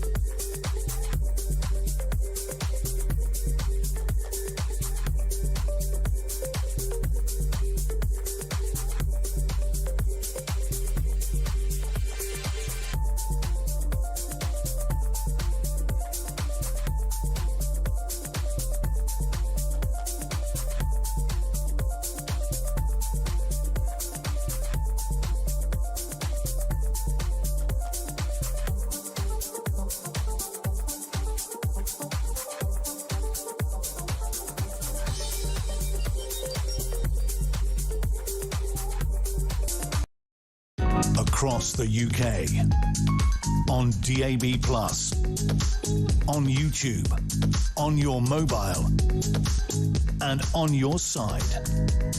This is Talk. Yes, wow, local elections. We will be giving you the results this time next week. Yeah, it's amazing. Yeah, man. We're going through the papers. We've got Alex with us, Alex Dyke, live from the Isle of Man. White? From the Brotherhood of Man. Alex is there. Right, the Sun. Do you watch this traitor? Enders Hardman signs for Smash Celeb show. Ross the traitor. EastEnder Ross Kemp has signed the celebrity traitors and heads to Scotland this weekend to start filming. The actor and doctor. Do you watch this traitors thing? Everyone goes on about it. Do you watch it? I watched a bit of it. I didn't care that much. No. Do you, Alex? No, it's been very, very popular for the BBC. Yeah. It's not made by the BBC, but, you know, I got fed up with one of you will be leaving us tonight at the end of the show. All that voting people in, voting people out, they've been doing that in reality TV for nearly 30 years now. It's just, it's boring. And there's another show, is it called The Neighbourhood, which is coming to ITV? Neighbours. I think it's called The Neighbourhood. Graham Norton's doing it. It's just, it's traitors just dressed up in a different way. They always do that, don't they? They always do that. This is why TV's dying. It's like wife swap and trading spouses. Right, come on, trading spouses. Yeah, my favourite, by the way, my favourite wife swap ever was when the woman who had a daughter who was a lesbian traded with that Pakistani lady called Nuzhat. And it's fair to say that Nuzhat was not a social liberal by any stretch of the imagination. It was superb. Anyway. Also in the Sun, Clarkson, I can finally... he's interesting. I can finally reveal my secret hobby, but it could get me cancelled. That's not really surprising. You know, the other day I was so busy, all I could eat was sandwiches, and I realised why Clarkson punched that guy for not having a steak. The Eye Weekend, Reform and Greens on course to tear up UK political maps in next week's vote, so that's they're looking at that. Jamie Oliver's barbecue bangers, there we go. He was in here the other day. I think he was on Time Radio having a chat about sausages or something. Guys, can I just say that your producer Joe sent me the front pages, and I read that header of Jeremy Clarkson. Yeah. But I haven't got the paper, so I can't read the Sun to find out what might get him cancelled. You'll have to get the Soaraway Sun. Shall we guess? Right, I'm joking. Have you ever met him? Have you ever met Clarkson? I'm getting a word. No, only joking. You never met him? No, he's all right, yeah. No. He is all right, actually.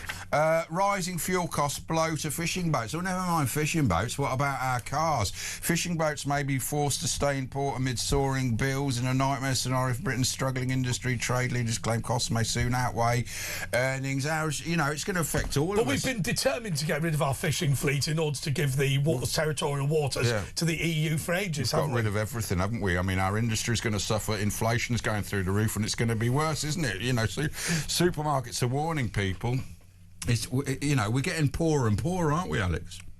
Well, we are, and I went to fill up. I have a pickup truck I use for work here on the island. I went to fill it up today. Is that the Isle of Sheppey? It's the Isle of Wight. I'm just going to say it's the Isle of Man now. Isle of Dogs. The Isle of Man. But, you know, it's nearly £2 a litre, and there are more traffic. There are more traffic works and road works on the roads in Britain now than ever. So a lot of the time, you're stuck in awful traffic. The road surfaces are like a lunar surface. There's potholes everywhere. Seriously, it's apart from it damaging cars, millions of pounds, it's killing people, hundreds of people, and that's going up because of the lack of quality of our roads. Yeah, but what they'll say is the reason that cyclists are being killed is because of drivers. Therefore, we need to further restrict drivers.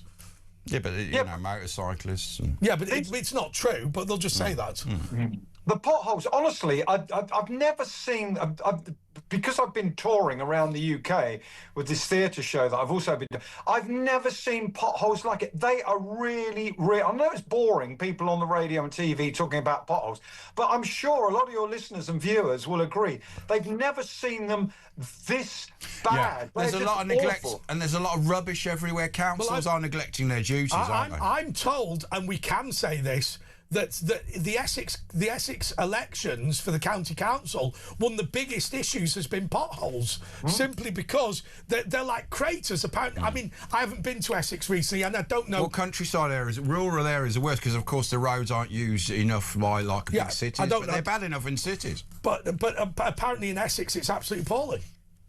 Yeah, I mean, honestly, guys, well, we all know it's awful. So, you know, you can't afford to fill up like you used to be able to. You can't get anywhere because of the roadworks. And then on the roads that you are driving on, they're just awful, and they're ruining your tyres and your alloy wheels or whatever. And your driving record when you get caught on these stupid cameras. Now they've got cameras that go both ways. Not that you should break the law, but it's got to a ridiculous where they're just money-making. The purpose of it is to discourage people from driving. It's to raise money, isn't it? They want to make money. Put people onto public transport, and then we will be in hock to the transport trade unions. Yeah, but they make millions. I think that's the real reason. Yeah, we have to. Well, listen, we have to drive into the. Most of us who work at some point have to drive into an inner city in Britain at some point. So, has the London congestion charge, which must have been going now for 20 years, has it really cut down on traffic? I mean, I popped up to talk yesterday afternoon because I was on the afternoon show yesterday,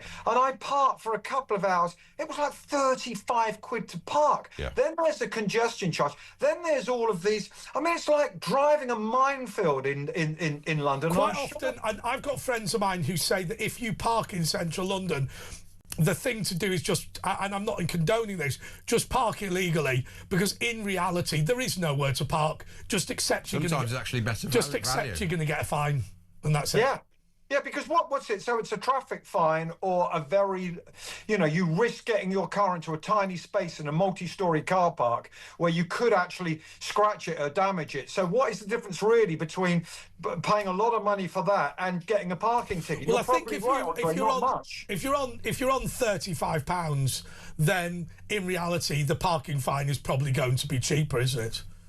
Well, maybe, or about... Well, not in London, it's a lot more, the parking... But that's just a few hours, like you say, 35 quid's not all day in London, it's 60, 70 quid for all-day parking, which is ridiculous. Yeah, you could keep your car. If you illegally park your car... buy a new car, yeah. Yeah, if you illegally park it, once you've got the ticket, you just want to leave it there all day, haven't you? I do know a very good loophole.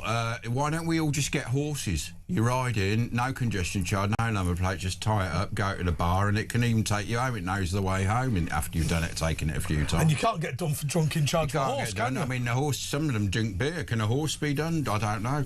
Tell us about your show. You've got the theatre show that you do with the great Fred Dinage from Hull. And he was the ghostwriter for the Cray Twins, which is what your theatre production's about. Tell us a bit about it and where it's going to be in the next few months. Well, it's going to be everywhere, actually. We've got so many theatres coming up. Shows starting again in September and going all the way through until next year. The show's called Ronnie, Reggie and Me, with legendary TV presenter Fred Dinage. I interview him, and he knew both of the twins, and he wrote the book. And Charlie, the other brother, he wrote his book as well, didn't he? Yeah. But did he actually know them, or did he visit them in prison? Well, no, he got to know them through visiting them in. Oh, okay. Yeah. In prison, because of course it took him 3 years to write the book. Oh, fair enough. He's a very slow writer. But we're going to do The Blind Beggar in... I must get the date for you, because I know that Ash wants to come along to that. Well, my mum went to school with Fred Dinage in Sutton Coldfield and knew him very well back in the 1950s. You're doing The Blind Beggar, where is that? So The Blind Beggar's, it's in Whitechapel, and that's where one of the Cray's shootings was. So the hat got shot, or was it the other one? Oh, I'd love to do that. Yeah, he got shot. I mean, I remember we actually had Reggie Cray on the show once on the phone from Maidstone, Nick. And really? Yeah, I've got it on tape. And he got in a bit of trouble. We used to have both their wives on, Kate and what was it? Roberta, yeah. And so we knew all of the gangsters. And Mad Frankie Fraser, he used to do bus tours on a London bus with actually, it was Tony Lockwood, former sports presenter. He used to go down and Mad Frankie would do, here's The Blind Beggar and here's that. But this sounds brilliant. So you sort of interview Fred on stage, don't you? And talk about I get Fred to tell his story.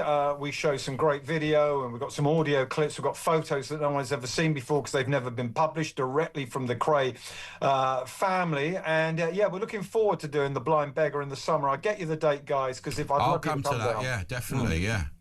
I'll make sure I'm packing heat. No, I'm only joking, because it's all right now. How big is The Blind Beggar as a venue, though? It's quite small, isn't it? Well, they've got a nice beer garden out the back, and we're going to do our show out there, and they've got a big video screen and all of that. But the pub, actually, is quite big, and there's the bullet hole in the wall. Yeah, it's got the bullet hole still in the wall. Has it? Yeah, allegedly. Sometimes you think they make it themselves, but, you would keep it, wouldn't you? Well, would you, though? Would you? In 1966, after the murder, do you think maybe someone would have covered the bullet hole up? No. And then later someone thought, actually, we better drill a hole in the wall, make it look... I mean, I don't know. It's the same at the, where the last woman that got hanged in Gospel Oak, she shot at the bloke in the pub, and there's holes there, and they say it's a bullet, and some people say, well, no, they just put that in. There's still bullet holes in the GPO in Dublin. Mind you, that's made of stone. You see all the shrapnel marks on London buildings from the war, from the Blitz. Yeah, sure.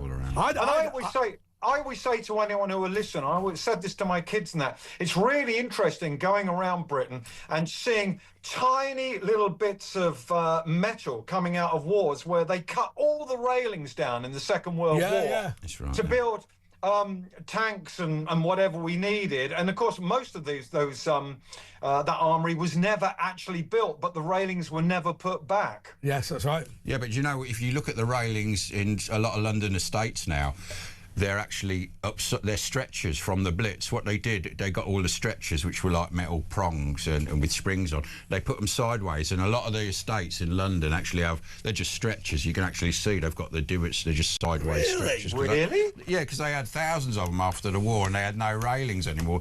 So there's some in Battersea and some in. I'd love to see that. Yeah, you can go on Google and Google it. Well, you've actually just reminded me. I hope you don't mind me changing the subject. Can I leave you with a challenge? What do you mean leave us? You're not even here anyway. And Andre, because you'll be able to find out the answer to this. Well, probably quicker than Ash and myself. When COVID happened, and there were all of those pop-up hospitals, hundreds of them, all around the UK that were never used. I don't think any of them were ever used. No. What happened to them and how much did they cost? I'd love you to find out. I know. I remember when they had one at Olympia and they go, we've set it all up. And then they actually took a coach load of patients who were recovering. They said, oh, no, we've got to take them back because they had forgotten they need staff. Can you believe that? Right, I will tell you something about the Nightingale hospitals. They were effectively mortuaries. They were not intended to treat anybody. They were intended to keep people comfortable who were not going to be put onto respirators. Therefore, basically, they were just a load of camp beds in large buildings. Yeah. There wasn't medical equipment in them and things like that. Well, thank you, because I did wonder, and I thought you would probably better find out quickly, but you knew off the top of your head. I did. Incredible, isn't it? So what did you say you're going there, Alex? Sorry? We are going to break. It's insinuating you were going. Just to say that nobody has donated in this. Give us a second. Nobody has donated in the past 15 minutes. So just to remind you that Nadine and her sister, that is James Whale's wife and her sister, are doing a walk for the hospice that was so good to James Whale. They had jacuzzi and all that in the place. If you are able to donate, please do donate. I've posted where to donate to on my Twitter. And it's on the screen now if you're watching. At Andre JP Walker. I'll retweet it. And Ash is going to retweet it. Virtual Ash, I'll retweet it, yeah. Anyway, we've got a little breaky. Alex is going to stay with us because he's just at home anyway with his new image. So it's Andre and Ash with Alex, and it's going to be all about your calls in a few minutes. So 0344 499 1000. Book your place. We'll call you back in 2 minutes.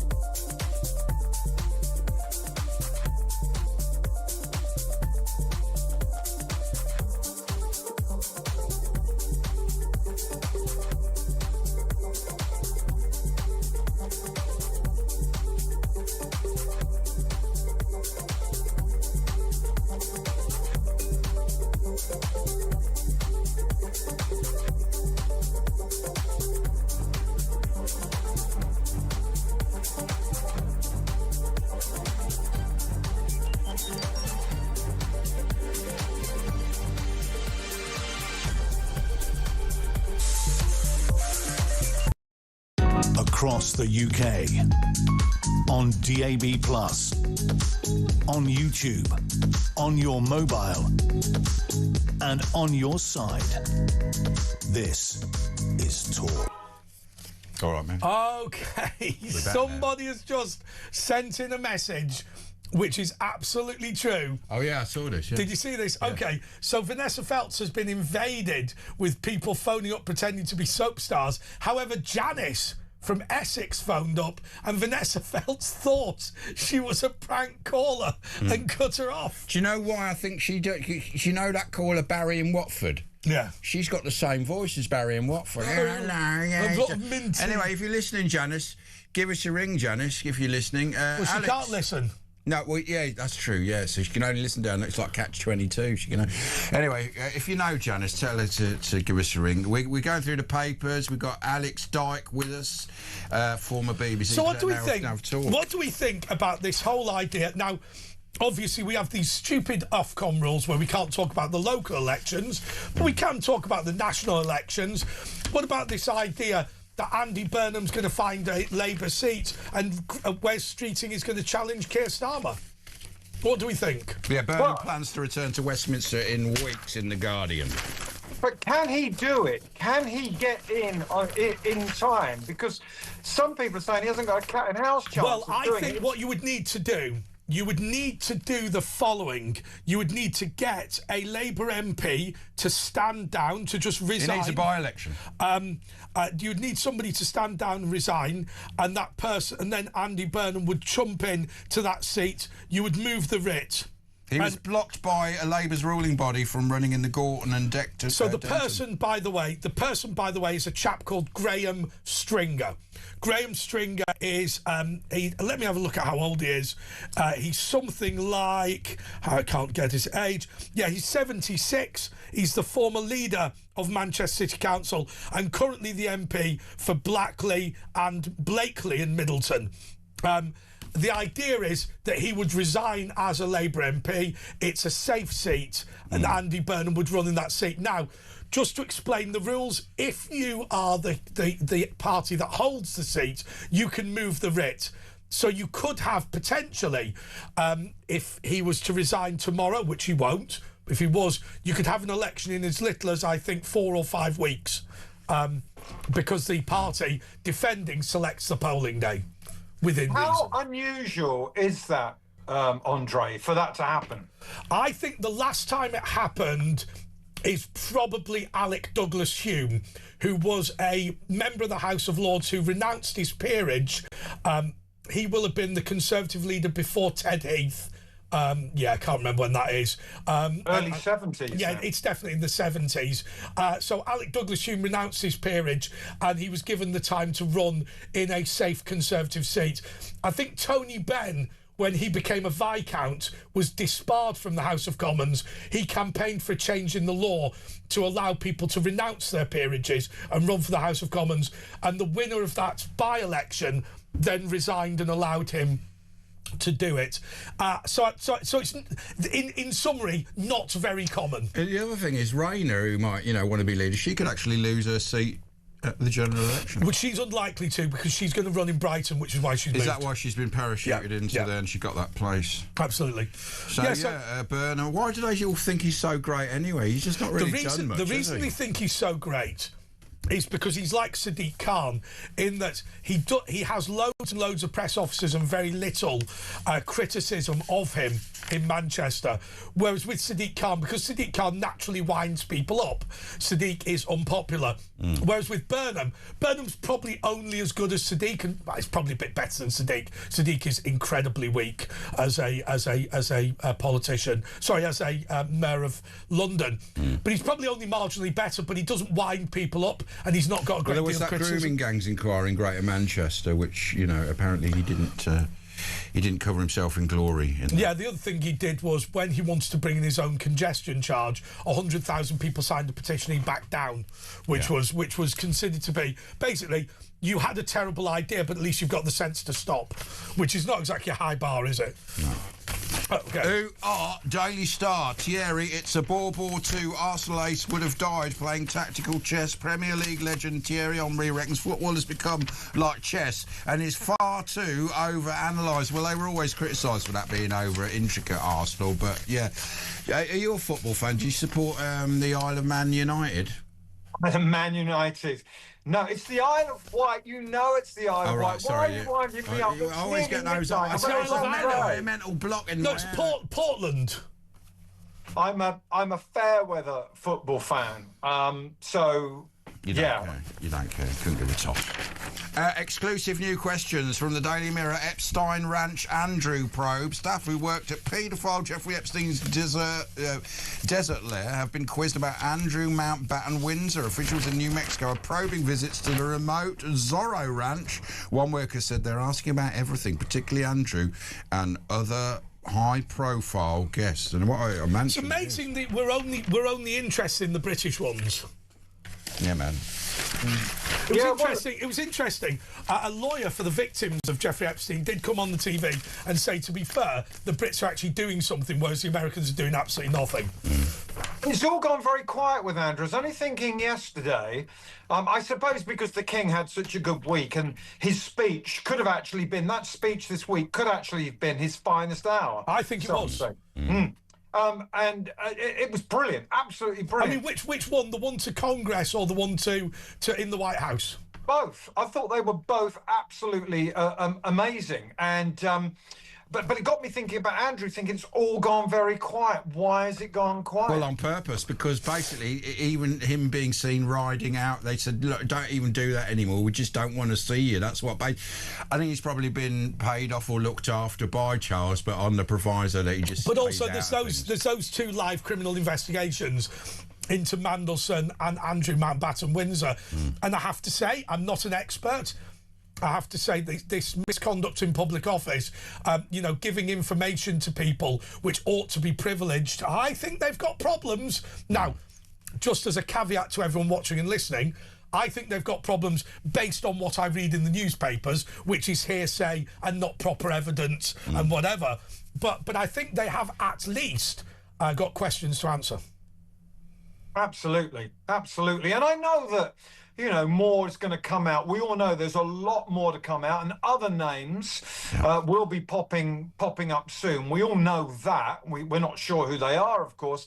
And I know that the Andrew thing, we all know it's going to resurface. But I did think, I wonder why it's gone so quiet. Yeah. Absolutely. It's suspiciously quiet. I think it's time to let the police investigation take its course. I have to say to you, I agree with Stephen Barrett. This misconduct in public office thing, which we haven't really prosecuted for ages, needs to come back into fashion. Yeah. The idea that politicians, the idea that civil servants, the idea that Quango bosses can be absolutely terrible, can commit crime, well, not commit crime, but can be absolutely terrible and get away with it, needs to go out of fashion. I really do think so. Anyway, Alex, we've got less than a minute. What's coming up in the week? Are you appearing on Talk, and what's going on in your week this week? Yeah, I'm not actually on tour. I was on with Mark yesterday afternoon, so I'm not on again until next weekend. I've got a busy camp out at my glamping site with lots of VW vans this weekend, so I'm going to be... he's got a glamping camp, yeah. Yeah, like Scooby-Doo. Like Carry On Camping a bit, isn't it? Like, yeah. With the bra. Yeah, cross between Scooby and Shaggy and Charles Hawtrey and Barbara Windsor, something like that, guys. Well, thanks for joining us, Alex. That is Alex Dyke, live from one of the Isles of Man or Wight. So they're all Sheppey, Aaron, Sheppey, Portland, Lewis. Anyway, it's all about your calls now. So get calling in. We've got Mark, Heather, Grace, Paula, and you as well. Give us a ring, WhatsApp message. It's Talk with Andre and Ash. We'll be back after the latest news.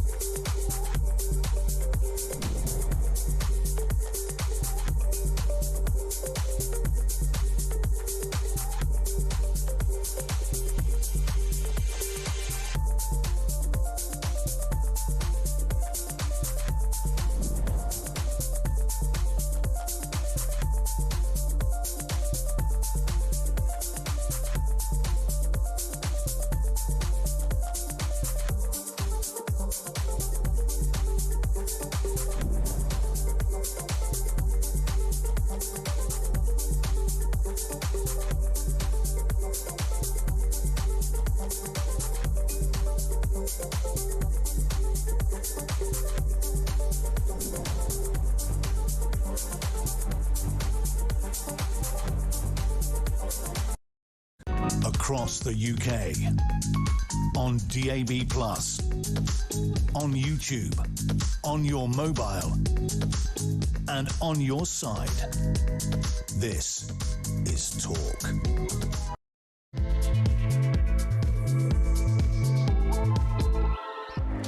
Okay, this is the real X-Files with Andre Walker Asher-Gould, but more importantly, with Joe Stock and Matt Thornton. And I have to say to you, Joe and Matt, the other week you just melted my skull with that picture, which initially looked like a plane flying around a UFO. Yes. Then, when you looked at it again, you thought, is that actually a boat sailing past an island? Well, and people won't be able to visualise how that's possible. Yeah, well, that debate is still going on. One of the UFO groups in the United States, their leader has said on that is what it is. It's a boat, and it's in a lake, and the camera trickery has made it look like so a it's UFO. all a big waste of time. But people are quite sceptical about this guy anyway. So there's still a lot of people that think that the photo is authentic. Certainly, the Ministry of Defence. What have you been doing in your mystery department, Talk's mystery department, all week? What you been doing? We were going to do an interview last week, but the UFOs got in the way, and as they do. The train workers went on strike. And none come, and 3 come at once. Yeah. The UFOs, that's the thing. Matt, your buttonhole is a strange shape. Is it? Aren't they normally? Yes, that's very mysterious, isn't it? Aren't they normally horizontal? It's an Illuminati thing. He's got a hidden camera in there. He's got stitching on the top of the lapel, but not the other. Who's your couture, Riech? He's done well, you know. No, it's a good jacket, actually. Is it inside out? that jacket was not cheap. How much was that jacket? This was like £100. Was it? I think so. Oh. It might have been slightly less. Let me ask you a question. How is TK Maxx these days? Was it from TK Maxx? I've never been to TK Maxx. Haven't you? Can you get? I mean, you're quite small. My mate used to be able to buy children's clothes, and you don't get VAT on that. I had a friend who was really thin. You might have fat kids. It might fit you if you get a fat 14-year-old. I had a friend who was quite thin, and you used to have to buy children's underwear. Now I will tell you, he said as an 18-year-old going to the children's underwear section of M&S. Mind you, did he really have to do that? That's what he told you. Yeah, that's what he tell that to the judge. I'll tell you something else. My mate went in and wanted a small Arsenal top, right? And actually, they said don't buy the small men's top, because the largest child top is the same size. Same with shoes as well. And there's no VAT on it.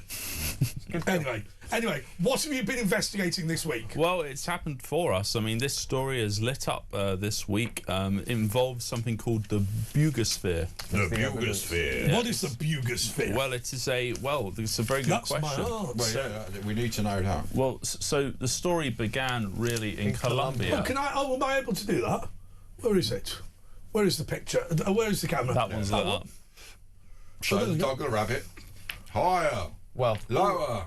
High. It's like Bruce Forsyth. Lower. Got it. I'm happy. I've got it. So what you're looking at there is a still image from the film of this bugosphere allegedly footage flying of it around, terrorising the locals. The locals filmed it. It's actually in the video. It's flying around quite gently, sort of floating around meandering. Why is it called a bugosphere? Because Booger is the town it was filmed above. Because a booger in America is a bogey, isn't it? They call it a It's B-U-G-A. Now, so it looks a bit like the Chinese spy air balloons, doesn't it? So it does look like some kind of surveillance thing, and there's been lots of cases of these spheres, like as UFO sightings. Let's just be clear about that. That can forget things we've seen before. That could easily be real. That could be a metallic balloon filled with helium, and I'm not saying that's what it is, but I'm saying that could definitely be real. Yes, but the way it manoeuvred would mean it couldn't be a balloon. Okay, how did it manoeuvre? Well, it was like zigzagging. It was performing, It was not zigzagging. In the video, it's actually flying around quite gently. The videos. In the clips that you see, like the US Navy release or whatever, where it's a UFO zigzagging all over the place, flying up, flying down, 40,000 miles an hour. Yeah, this is not that video. No, the video of that is just But Also, that looks locals claimed that it was doing that, although the footage that we have does not show Is it that. near any secret black projects areas Not like that Area we're 51? aware of, but it came into contact with a power station and it was brought down. And the locals went out and found it. So we've got it. Well, how was it brought down? We have shot down. I mean, well, they think something to do with the electricity or something. Oh, it was affected flying over a power plant. Could it have been a gravity propulsion? I mean, a lot of these scientists that have gone missing were involved in gravity propulsion. Yeah, they say it's probably already there. Could it be a US project? Well, it could well be, but the plot thickens. So these locals were looking after this device and apparently started to feel sick. And it was at the start, it was like weightless, and then it became heavier, and it was doing all sorts of weird things. And supposedly the authorities did approach them and say, we want this, and they refused to give it to them because they thought, if we give it to you, it will never be seen again. Yes. So they actually reached out to your friend Jamie Moussa, I think is. Yeah, I'm not sure exactly how to pronounce it. Well, he's in Matt's phone. We have correspondence. So sorry, a group of Colombian alien hunters, right? Now have that sphere. Said let's phone. We know this guy from talkTV. Yes, I'm sure they're his mate. Yes, with the £100. What's his name? Jeremy Moussa. Jem, I believe it's like Jem Mousson. I love Mousson. He's been on more South American. He's a paranormal investigator, and he's actually behind the discoveries of the tridactyl mummies. I don't know if you know about the tridactyl mummies. You remember those ones from last year? Well, they uncovered some mummies with 3 fingers and some very short mummies as well that didn't look human. And they've been doing research on tests on the subjects, and they seem to be maybe legitimate. Well, at least they're not fake. Looks like the little ones, Andre, that you're holding up there. I think there's two specimens of that, and it's quite I believe cute. the test that they've done reveal that one is made up of human, animal, and synthetic glue.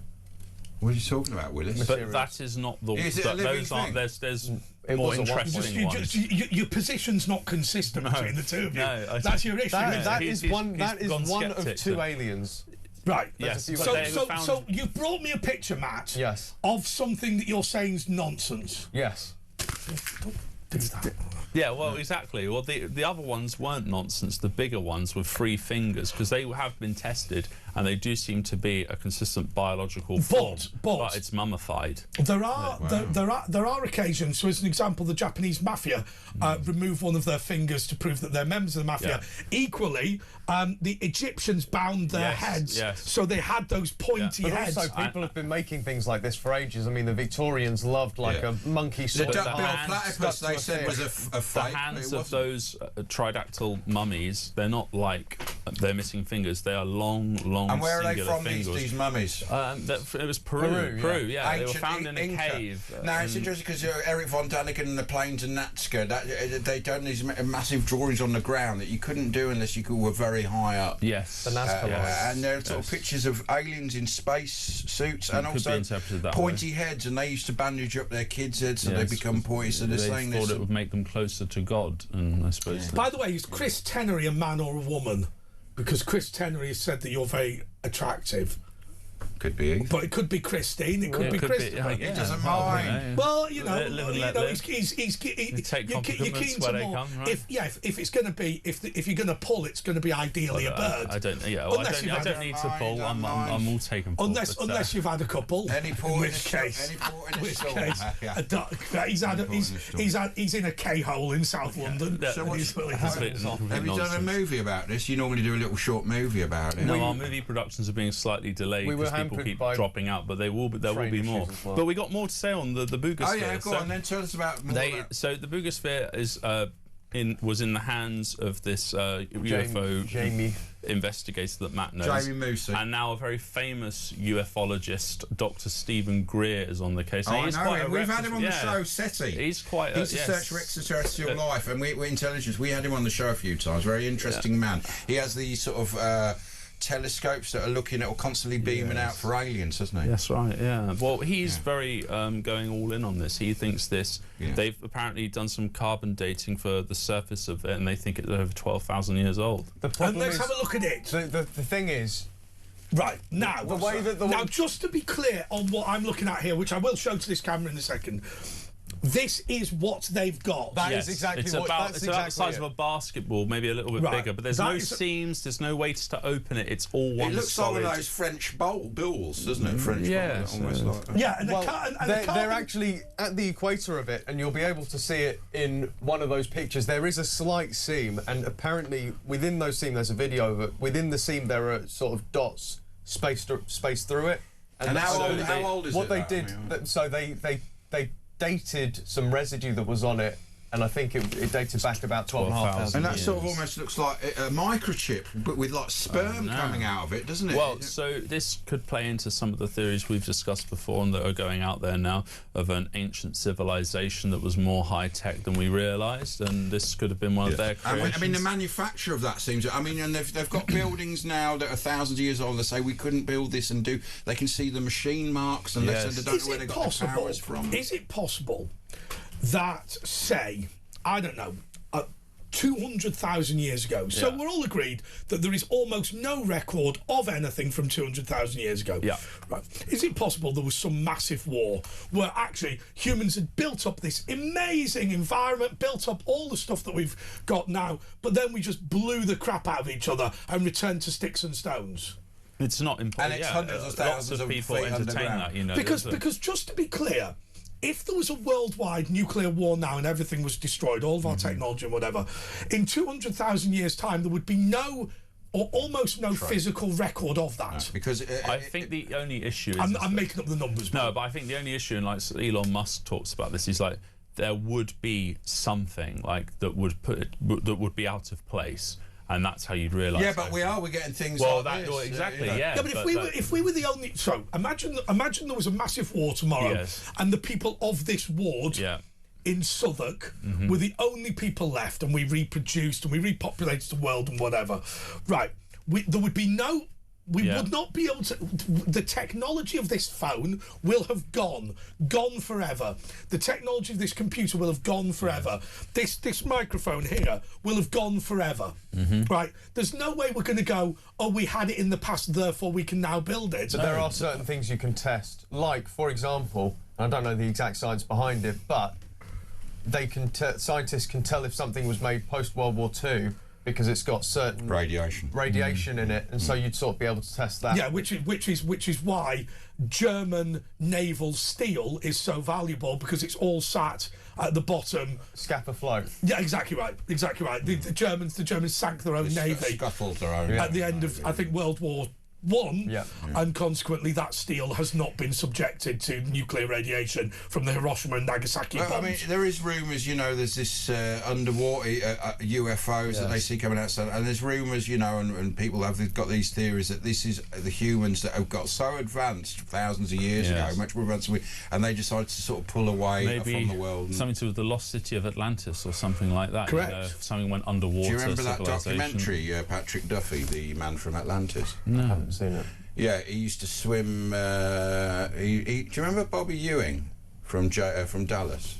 Did you not learn this in history? I know. Did you not learn this in history at school?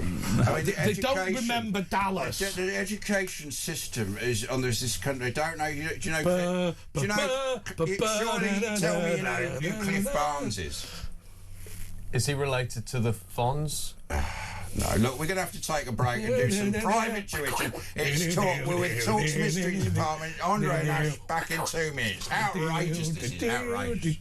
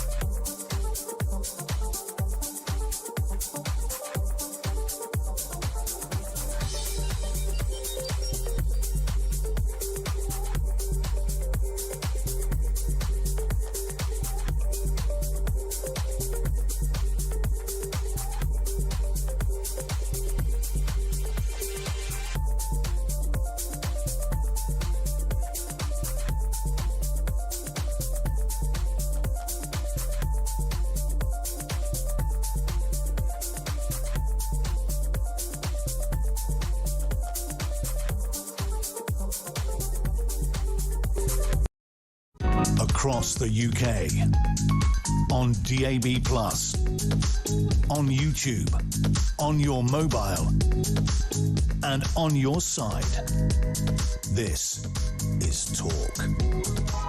Okay, this is the real X-Files, and what else have we got? Come on, I'm looking at this ball of booger or whatever it's called. Right. Looks like a bit like, I mean, excuse my, an anal bead. I don't know what that is. You don't want to put that. It's too big for that. It's a basketball size. Yeah, you will. What, you put basketballs up your... Well, you start small. But and you build up. let me tell you what I'm looking at here, and I'll do it on this camera again. I think I'm looking at, obviously, there's a central symbol. There we go. And also... there appears to be writing round the edge. Well, of that's that. the thing. I mean, that is plainly some sort of... Now, it might be a made-up language in order to hoax us, but it clearly is a language. Yeah. And like a microchip, it really looks like electronics, doesn't it? Well, apparently they put it through some AI, and it's meant to be some ancient language that's been long forgotten and never AI translated. can now decode languages, can't it? So what does it say then? Some people reckon it's a warning of some sort about the disastrous future that is expected for humanity. Right. Yeah, but why?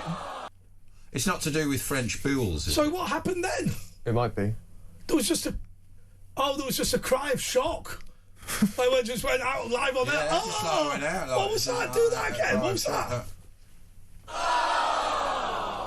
Can you imagine it? Imagine seeing this giant anal do it to prove it to Joe.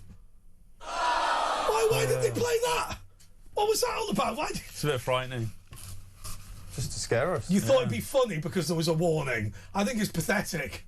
I really do. That thing is interesting. Where could we see that? Because presumably it is somewhere. Well, it's still not in the United States. It's in the guy's... It's just in his private collection. What, your mate people are being allowed to test it, and they've done X-rays, and they are seeing things occurring inside. Why don't they... They won't cut it open? They can't cut it open. Apparently they can't cut it open. It's meant to be very, very strong. But... Yeah, you don't know what's in it. No. There's no way of testing it. There's no way of seeing if there's any kind of mechanics going on. Of course, there must be a way of seeing what's in it. I mean, well, you've got machinery. They've X-rayed it, and they've seen things on the X-ray which show smaller orbs. Like in well, hold on, he just said they didn't say. Now you're telling us there's all layers, and again, the research department are at odds with each other. They can't. I think you really are going to have to confirm between the two of you what. They haven't opened it up, as in cracked it open. That's what you said. There was no seams. He said the seam had dots. I had it on good authority. There were no seams. There are seams. Have you not seen the video? No, but it's one object. It's one object. It's one object. So it's two hemispheres. And then where the two meet, there's an equator, right? Yes. That equator has there's a seam at the equator. So you can't scratch it with a diamond drill. I'm talking about the equator. I'm sorry, carry on arguing. Yeah. This is it's a dog's dinner, this, isn't it, really? I mean, but this has been in the news this is week. what they want us to do, by the way. They want us to... Yeah, but what are they trying to cover up?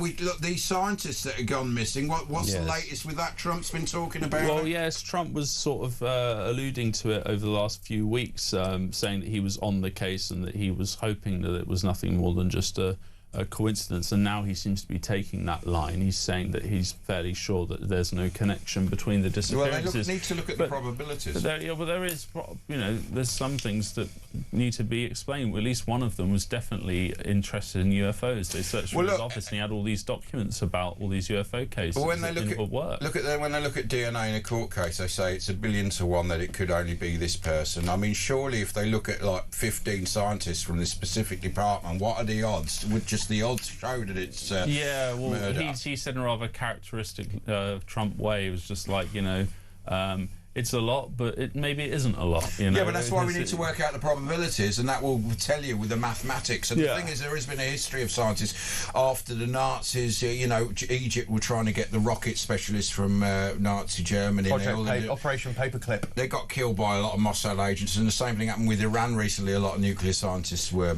killed, assassinated for basically trying to make nuclear weapons. And this could be something to do, or it could be the CIA and actual internals, because a lot of them are saying they got threatened before. There was a feeling at the start of the year that there might be something going on with this Trump administration, that they were going to start revealing things that before Well, were he always said they would, classified. wouldn't they? And then he sort of backed down. But he meant this also was brought up this week, and he did say about the UFO files that he demanded to be released. He said we are going to release them. That aliens.gov website domain name that they bought was for that purpose, so they will be dropped on this website. But the way he was delivering the speech, it kind of feels like the momentum might be sort of it's all very ebbing away a bit. you know, people are distracted. It's part of the problem. It's part of the problem that that Trump has looked at all of this and he's gone, it's still not that conclusive. There's some interesting stuff in there. But Trump was kind of hoping there'd be this smoking gun type thing. It may well be, but by all accounts, there's an organisation that it has all of that stuff, the smoking gun stuff. Well, we've got the Trump clip, Joe. Let's have a look at Donald Trump talking about this. From the Dom. Scientists with access to classified stuff, nuclear material, aerospace, they've all gone missing or turned up dead in the last couple months. Based on what you've been briefed, what do you think is happening here, and do you think that this is connected or totally random? Well, I hope it's random, but we're going to know in the next week and a half. I just left a meeting on that subject, so pretty serious stuff, but we're going to be hopefully, I don't know, coincidence, if you whatever you want to call it, but some of them were very important people, and we're going to look at it over the next short time. Well, that was earlier on. He came out just the other day, I think. So, but that is a significant comment, because what he's saying is, it is something that I'm concerned about. Yes. It's something that I've just come from a meeting to discuss. Yes. We don't know exactly what's going on, but we are going to spend the next week and a half investigating it at the highest levels. Yes. I mean, that's what he's saying, isn't he? And then he came out and said recently, I think it's just a coincidence. But okay. It is but still, it's something that's been taken seriously. Yes, that obviously there is a national security issue associated with these people at a senior level going missing. Yes, and also you can take the UFO stuff out of the equation. If your top scientists are all disappearing or dying all at the same time, that is a very bizarre situation. If I was the British Prime Minister, I wouldn't be concerned about the reason for it. I would say, look, is there a national security issue? I mean, the question that I think is infrequently asked in government is, are we under attack? Yes. Right? Yeah, I mean, that would have been my first question during coronavirus. You know, are we under attack from the Chinese? Are we currently at war? You know, we've lost 15 of scientists, if you're the President of the United States of America. Are we under attack? And the answer I think quite often is it's just not clear. With the level of espionage, with the ability to hack these days, with the advanced nature of aeronautical engineering, with the ability to spy from space, what constitutes an attack and what doesn't? I mean, it's like David Kelly. There's plenty of people that could have killed him. I think his suicide is grossly suspicious, but doesn't really get you very far, does it? No, that's true. That is true. By the way, I've got a friend of mine who said that Dr. David Kelly definitely killed himself.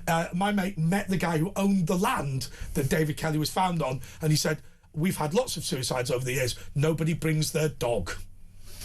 And the reason is because if you love your dog, you don't know if it's going to be tied up for 15 hours and die of starvation or thirst. Also, another point, dead bodies don't move afterwards, and this one moved position. And also, you know, at the time, we had surgeons. We had a surgeon from the Royal Free, and he'd signed a paper with 2 other surgeons. He was retired, and he said it's impossible to kill yourself from cutting that vein in your arm. It retracts as you do it, and so and the ambulance people also joined in that. And then I think it was Norman Fowler wrote a book, and then suddenly he went quiet as he got promoted to ministerial level. So there was a lot of stuff going on. Norman Lamb, surely not Norman Fowler. I'll have to. I think it was Norman Fowler. Norman Fowler, the minister from the 1980s under the Thatcher. Oh no, Norman. Yeah, no, you're right. Yeah, Norman. Who was it? The Norman. There's a Norman called Norman Lamb. It was one of the Normans. Norman Fowler. Wasn't Norman Fowler the Secretary of State for Education under Margaret Thatcher? Right. Yeah, it was about 1985 or something. Yes. Anyway, what are you doing next week? What are you going to be looking into? We're hoping ghost horses. Yes. Well, ghost horses. Someone has come forward to us with a case of when she was younger in New York, that she saw what appeared to be a horse glowing in the night running through a field. Interesting. And Was that an advert? Had it been eating ready brick? I don't know. They do like oats, don't they? Hang on, is ready break a form of gruel? That is true, and we can talk about that after the break. Did you know gruel isn't that bad? It's actually the same as Ovaltine and Horlicks, Ovaltine. So it's not that bad. It's ready break gruel. Anyway, thanks for coming in, guys, Always and a doing pleasure. your amazing. Next time, don't argue with each other. You get two ufologists. I you mean, get that was three that was arguments. dreadful, really. It was the low point, wasn't it? Anyway, we're going to take all your calls after this 03444991000, and don't stay tuned after because Ben Fletcher's going to be on at 1. So it's talk. We'll be back with your calls after this.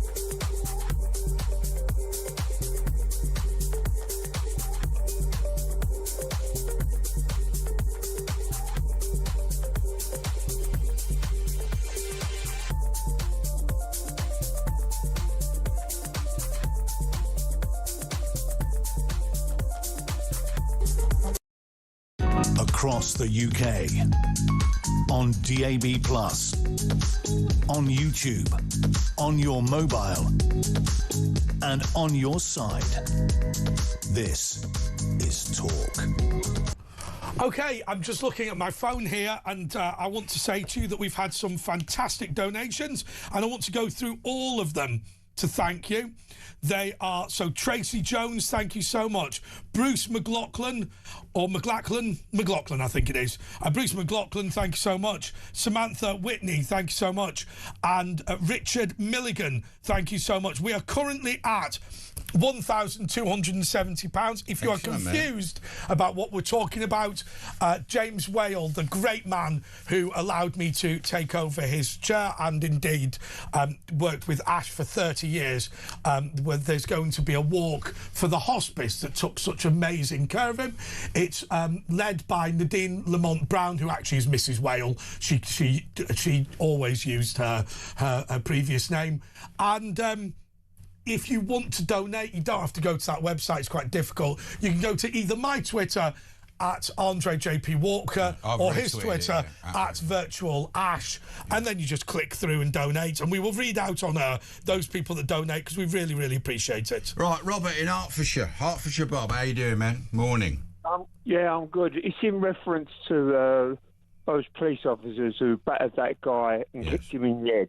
Yeah. There should be more of it. Do it to fair dodgers. Well, I don't think, it's got to be reasonable force, isn't it, Robert? I mean... Oh, yes, it has to be, yeah. If they resist, obviously, it's a different matter. I mean, I said at the beginning of the show that whilst I'm not saying they should do this, had they ended up slitting his throat, it wouldn't have bothered me. Well, my argument when they said he shouldn't, I think they should have actually, if they'd have had guns and have shot to kill, surely you should kick to knock him out, because he could have had a bomb under him or anything. I mean, this is all allegation at the moment, but obviously he'd stabbed 2 people already. He had the knife in his hand. Some people saying, he was tased and you can't let go and stuff, but you need to release. But here is the bigger question, Robert. Are we now a country which is more interested in supporting the bad guys than the good guys. Because it strikes me that, you know, if you come to this country with ill intentions, then you are venerated. If you are a jihadi, then you are supported. If you are somebody who just goes about your own business and pays your taxes, you are the enemy.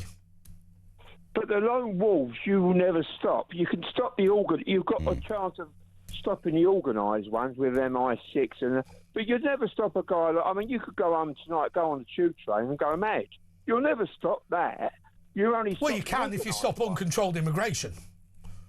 Well, I mean, no. And the point you're making is, if you bring terrorists to Britain, you can't stop them committing acts of terror. But I'm saying if you don't bring them to Britain, then there's no problem in the first place. Well, no, that's true. But there's also some who's been turned over here, who's been born in this country. There's a lot of terrorists who's been born. Yeah, but they, like you say, they've been turned over. They've been radicalised by people who have. But if you look at, say, Axel Rudikabana, born in the United Kingdom, his parents were in the UK for a whole 18 months before he was born. He's not someone who's culturally British. He's not somebody who... I mean, it is a tradition in Rwandan culture of knife crime, of machete crime. He is part of that tradition. If you like, Axel Rudikabana's culturally enriched Britain with knife crime. Yeah, that's a way of putting it. I mean, but there's people who are serving in prison now who are English, like Levi Belfield. Yes. They've changed to Islam because they're getting protected inside. Oh, of course. And they must be, you know, you've got criminals who are doing a deal with the Muslim mafia in there. So when you go out, you've got to do something naughty. You know? Well, he's never getting out. Let me tell you what my rule would be in prison. There will be no mosques. There will be no synagogues. There is a church which you will go to every Sunday for Mass, whether you like it or not. Equally, the food that you'll be served is whatever we are going to serve. There'll be no halal option, vegan option, pescatarian option, kosher. None of those bloody things. You'll eat what you're given. But where do you think all this is going to eventually? I think that this government is opening the floodgates to the extent it can, in the hope that a future patriotic government can't do anything about it. And I believe that they will fail. Well, you know, I still think it's Marxism behind it. And if you me too. Oh, absolutely. They're just trying to destroy. Absolutely, they believe. They believe that you cannot bring in global socialism as long as the United Kingdom is a free and independent country. But the only way to overcome Marxism is bloody revolution. You know that. No, it's not. No, it's not. It's the way to overcome Marxism is to accept that every country is built from individuals and their families and their communities, rather than saying the government is going to tell you what to do. What we need to do is smash government as much as possible. Get rid of the quangos, reduce the size of the state, abolish the Supreme Court, reduce the House of Lords, get government reduce out. Welfare bill. I'll tell you what, the smaller the government, the bigger your community. Yeah, the better it works. Anyway, thanks, Robert. Let's go to Grace in London. Hi, Grace. Hi. Hello. Bit of morning, Grace. Loads of things to say. I'm sure you'll cut me off at some point, but I'll start. I think with regard to development aid, which you were discussing earlier, one of the things to keep in mind is there's actually much more money coming in the opposite direction. For instance, illicit financial flows and tax evasion by some of our corporations and insane rates of interest on debt owed by poorer countries, which is debt that's come into being. Yeah, but if you look at third world debt cancellation, many countries have become poorer since. Well, exactly. So my point being that we can't look at aid and say it's not worked because things No. better. What I'm thinking, much money is coming in the opposite direction. What I'm saying, Grace, is this: if you want to, ignoring a natural disaster. So fairly obviously, I mean, if your crops have been wiped out by, say, the potato blight, you're going to starve, right? So obviously you need to support people in those circumstances, though clearly the British didn't in the case of the potato famine. But What I'm talking about is the way that we send aid to countries and it just emboldens dictatorial and corrupt governments. If you have a democratic system, if you have property rights, if you have rule of law, contract enforcement, those are the ways to become richer. Because, look, it's not as if... Look at countries that have done well. They've got natural resources and low wages and geography on their side and whatever. I mean, Africa has more resources than anywhere else, lower wages than anywhere else, and yet why is it poor? Because of endemic corruption supported by UNICEF. It's not only that, though. It's a lot of money coming out, or wealth coming out from those countries, because some Western institutions are exploiting for their natural resources and other things. And there are aid programs that do make an amazing difference. Some of the aid programs which our government has recently cut from our overseas development. Well, my own view on the overseas development budget is that we should get rid of it completely. I worry very gravely about it. Stephen in Glasgow, do you want to carry on? No. Stephen in Glasgow. It's Friday night, guys. Oh, Stephen sorry. in Glasgow. Yeah, talk about national aid. I'm so sorry. I didn't mean to do that. Steve. Come on, Steve. Come on, Steve. Yes, thank you, Tara. Thank you for the tribute to James Whale. I thought it was really moving, and still miss him. I first watched him in his TV show was in Network in Scotland as well. That's right. I mean, that's when he became nationally, very well known, because in the 80s he was big in Newcastle and Leeds, he had local, but then suddenly this show came on a Friday night on ITV, and everyone, there was nothing else on, and it was a good show. It used to get like 10 million viewers, and that was, where it all... And then you had people like Bernard Manning, Frank Carson, Charlie Chuck. Exactly, like what I was saying earlier, he was an amazing ringmaster, because he had all these crazy characters, and he was like in the middle of it, controlling the whole show really amazingly, like only he could. Along with Mike Dick and James Whale was the best broadcasters, the first ones I really listened to on radio. I remember Mike Dick telling us about the tragedy of Princess Diana. I think he was the first man. What, Spanner Thieves, did you say? No, the Princess Diana. Oh, right, yeah, he announced it, yeah. Remember that was about 1997. Yeah. It was 1997, it was about October. It would have been, yeah. Because, of course, he was on that night. No, it wasn't. It was August 1997. He was on overnight, so that's when the news broke in Paris. Yeah, he was a fascinating man, just as James was. I still think about him a lot, and I heard hearing his voice, and so he really got me. Did you ever call in, Stephen, to James? Yeah, what I would like to say is, even though I'm a Scottish lad, I thought King Charles did brilliant. Well, he's your king as well, isn't he? Pardon? Yeah, I'm an argument with being a nationalist against the king. I think they do a great job. But what mine is about Westminster. Like, going back to Tony Blair, want to bring diversity to Britain. Look at the state of it now. See, they're asking in Glasgow council area. See, the last 8 years, there's more people from the Middle East, Albania, and Africa here. I caught a Home Office official 2 o'clock in the morning when I was out walking my dog, dropped one of these people on the boat. I was assumed they're upset. And it's about, they must be crammed full of the adult young men, and people here get more angry. I swear to God, it's suddenly turned into, it's incredible how quickly it's changed here. People's getting angry. But I've gone to, for the first time in my whole life, I'm going to vote for Nigel Farage. And I hope to see the Scottish nationalists at the church where they do the vote. Because he could do the Scottish... Talking about the general elections, yeah. The National Party's full of left-wingers, but I've seen that Sweeney getting the Palestinian flag raised at Parliament, the Scottish Parliament. That was an option. But I think we've got to be a little careful about about elections, haven't we? If we're talking about a general election, we're talking about Nigel Farage. Anyway, Heather in Garvan. Heather. Hello, chaps. How are you? We're all right, yeah. What's going on? Doing all right. Well, with all this that's going on at Golders Green at in London, 3rd time in a row, bloody hellfire. When is it all going to stop, all this? It's not going to stop. I blame the government, both So do I. Conservatives and Labour, for allowing all this to happen. Yeah, it has happened over the last. But do you blame Benjamin Netanyahu and Donald Trump, or do you blame uncontrolled immigration? Uncontrolled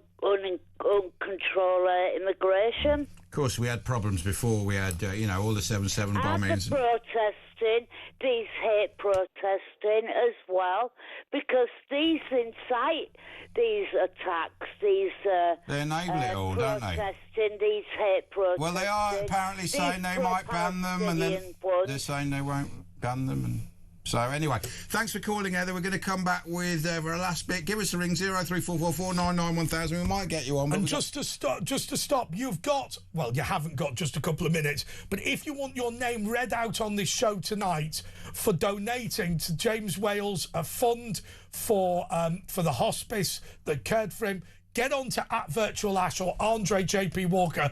Donate now and we will read out your name to thank you. Anyway, 03444991000. Give us a ring for the last bit. Ben Fletcher, he might be in later to tell us what's coming up in the show. We got Mark and Paula, and maybe you as well. We'll squeeze you in back after this.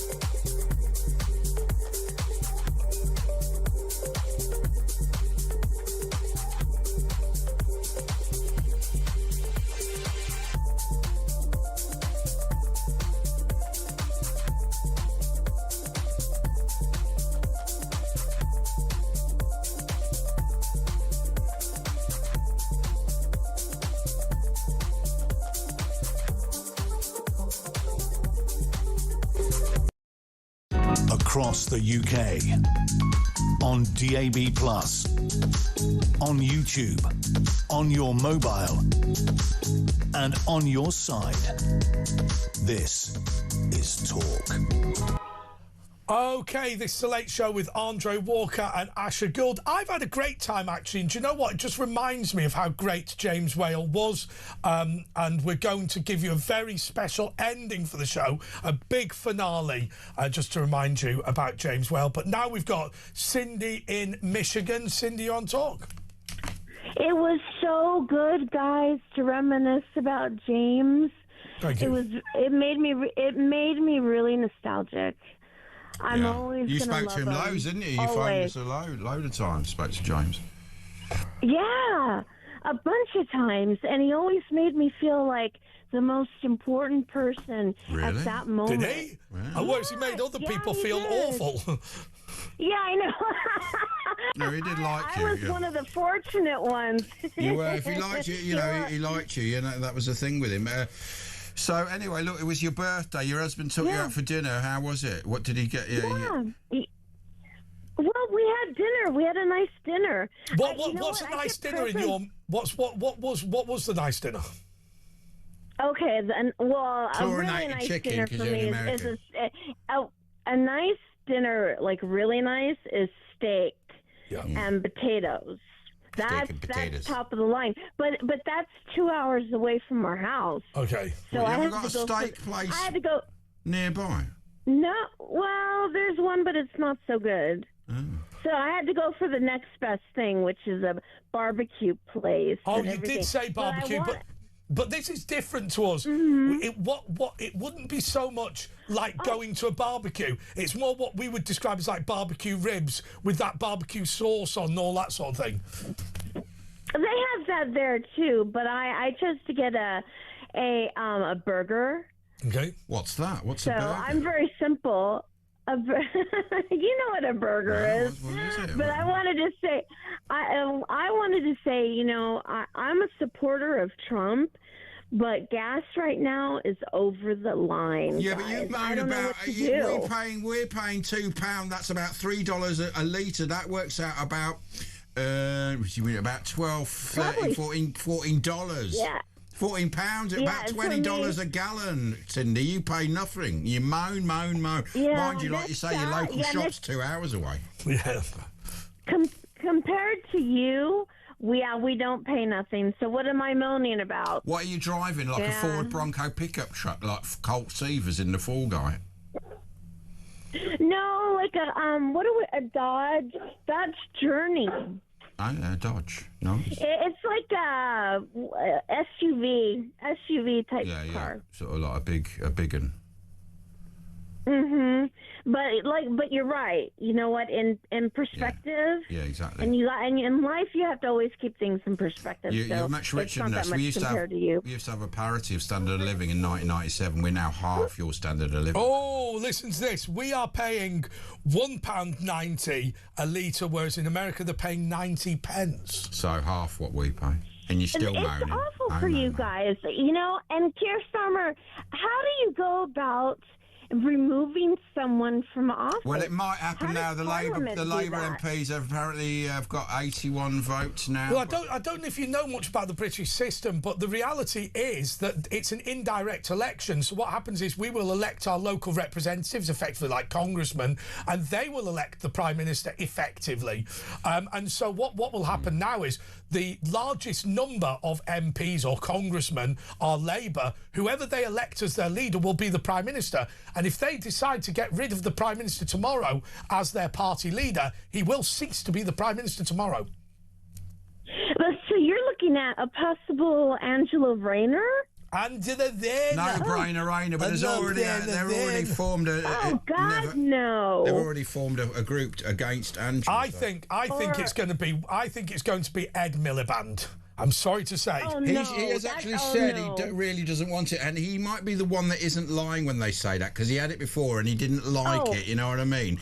Whereas Rayner's saying it, and obviously does really want it, of course. That's what's happening. Even I know how bad this man is. He's the devil. I mean, you moan about your he petrol. Is everything. We pay 5 times your energy costs. You know, you can eat your house up.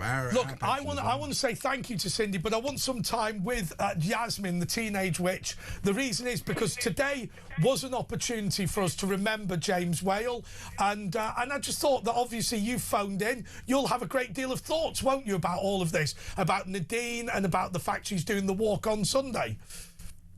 I think it's amazing getting Nadine on tonight. I think it was great to see her, and I feel as though James was a brilliant advocate for people's voices ringing up, whoever they were, and he had a lot of charisma, and he absolutely, I used to be laughing my head off when he threw people off.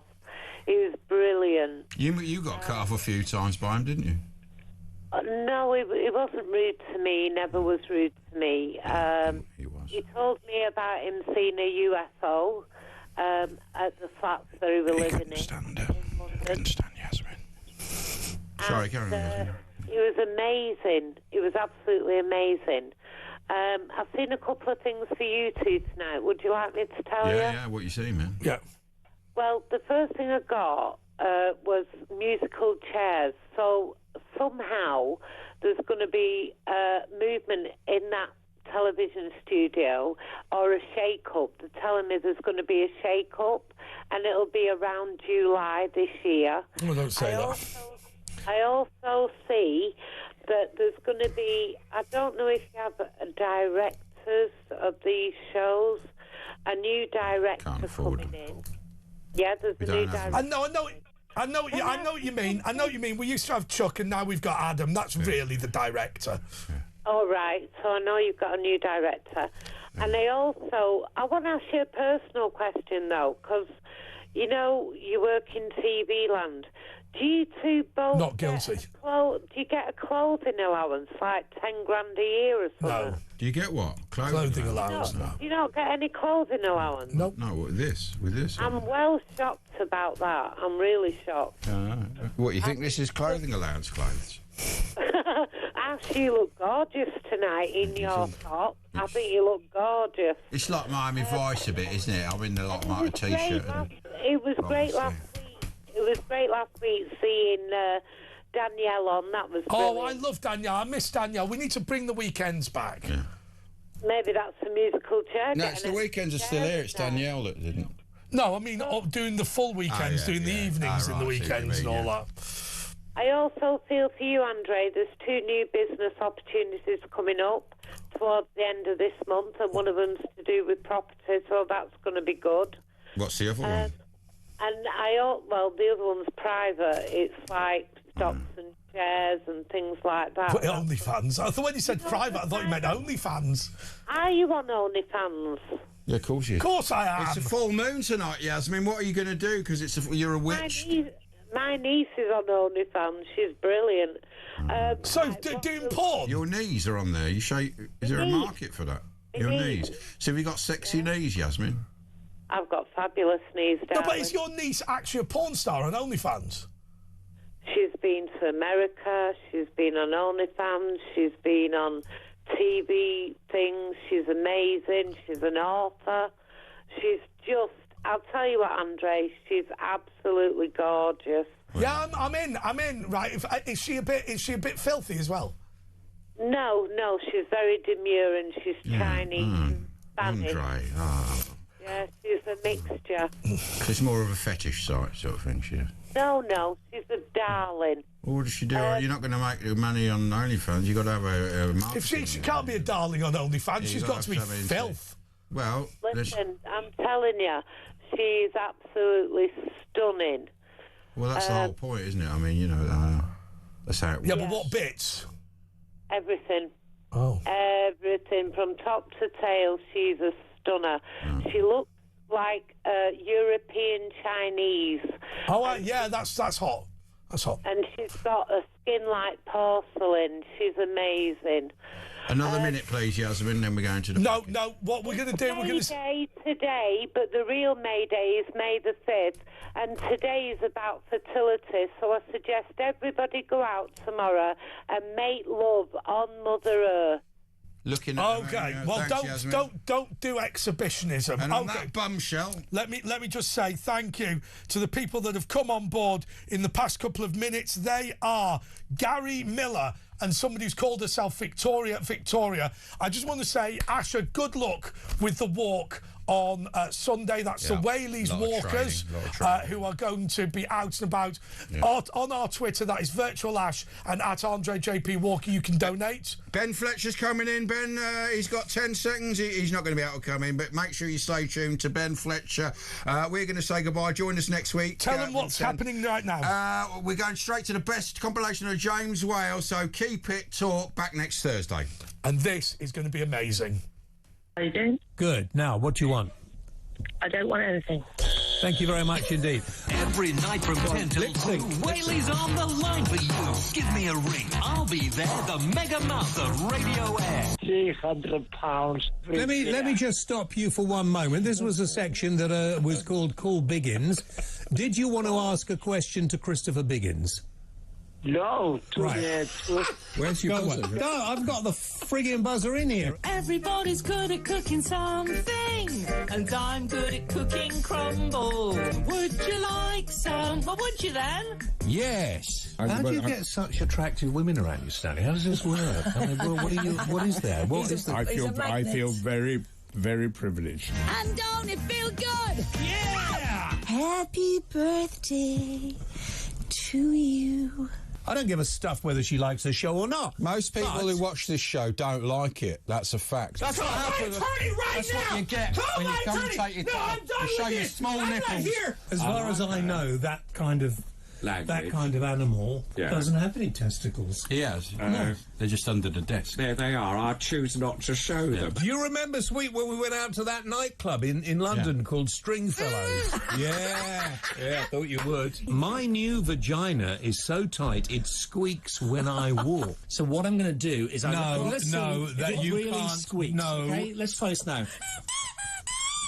Is it squeaking? It is squeaking. I get a sense with him that he is he's a sensitive guy as well. I remember listening to you, the midday show. You were fantastic then. Yeah, but if you heard it now, you'd probably think it was rubbish. You should get 'Cause rid of him now. When you hear shows that you hear in the past, you go, why didn't you think that was good? Go on, take him up, get him up out the seat, move him out of the door. Lizzie Cundy has now kicked out Vladimir Putin. Call us 0344 499 1000. Did you come here legally? We actually managed to sneak in. Yeah. Call the police. I don't think you realise what you're saying. You're being insulting and That's rude. the whole point of the restaurant. Yeah, but it's not very pleasant. No, well, you don't go there. It's like watching this. Don't go breaking my heart. I couldn't live if I tried.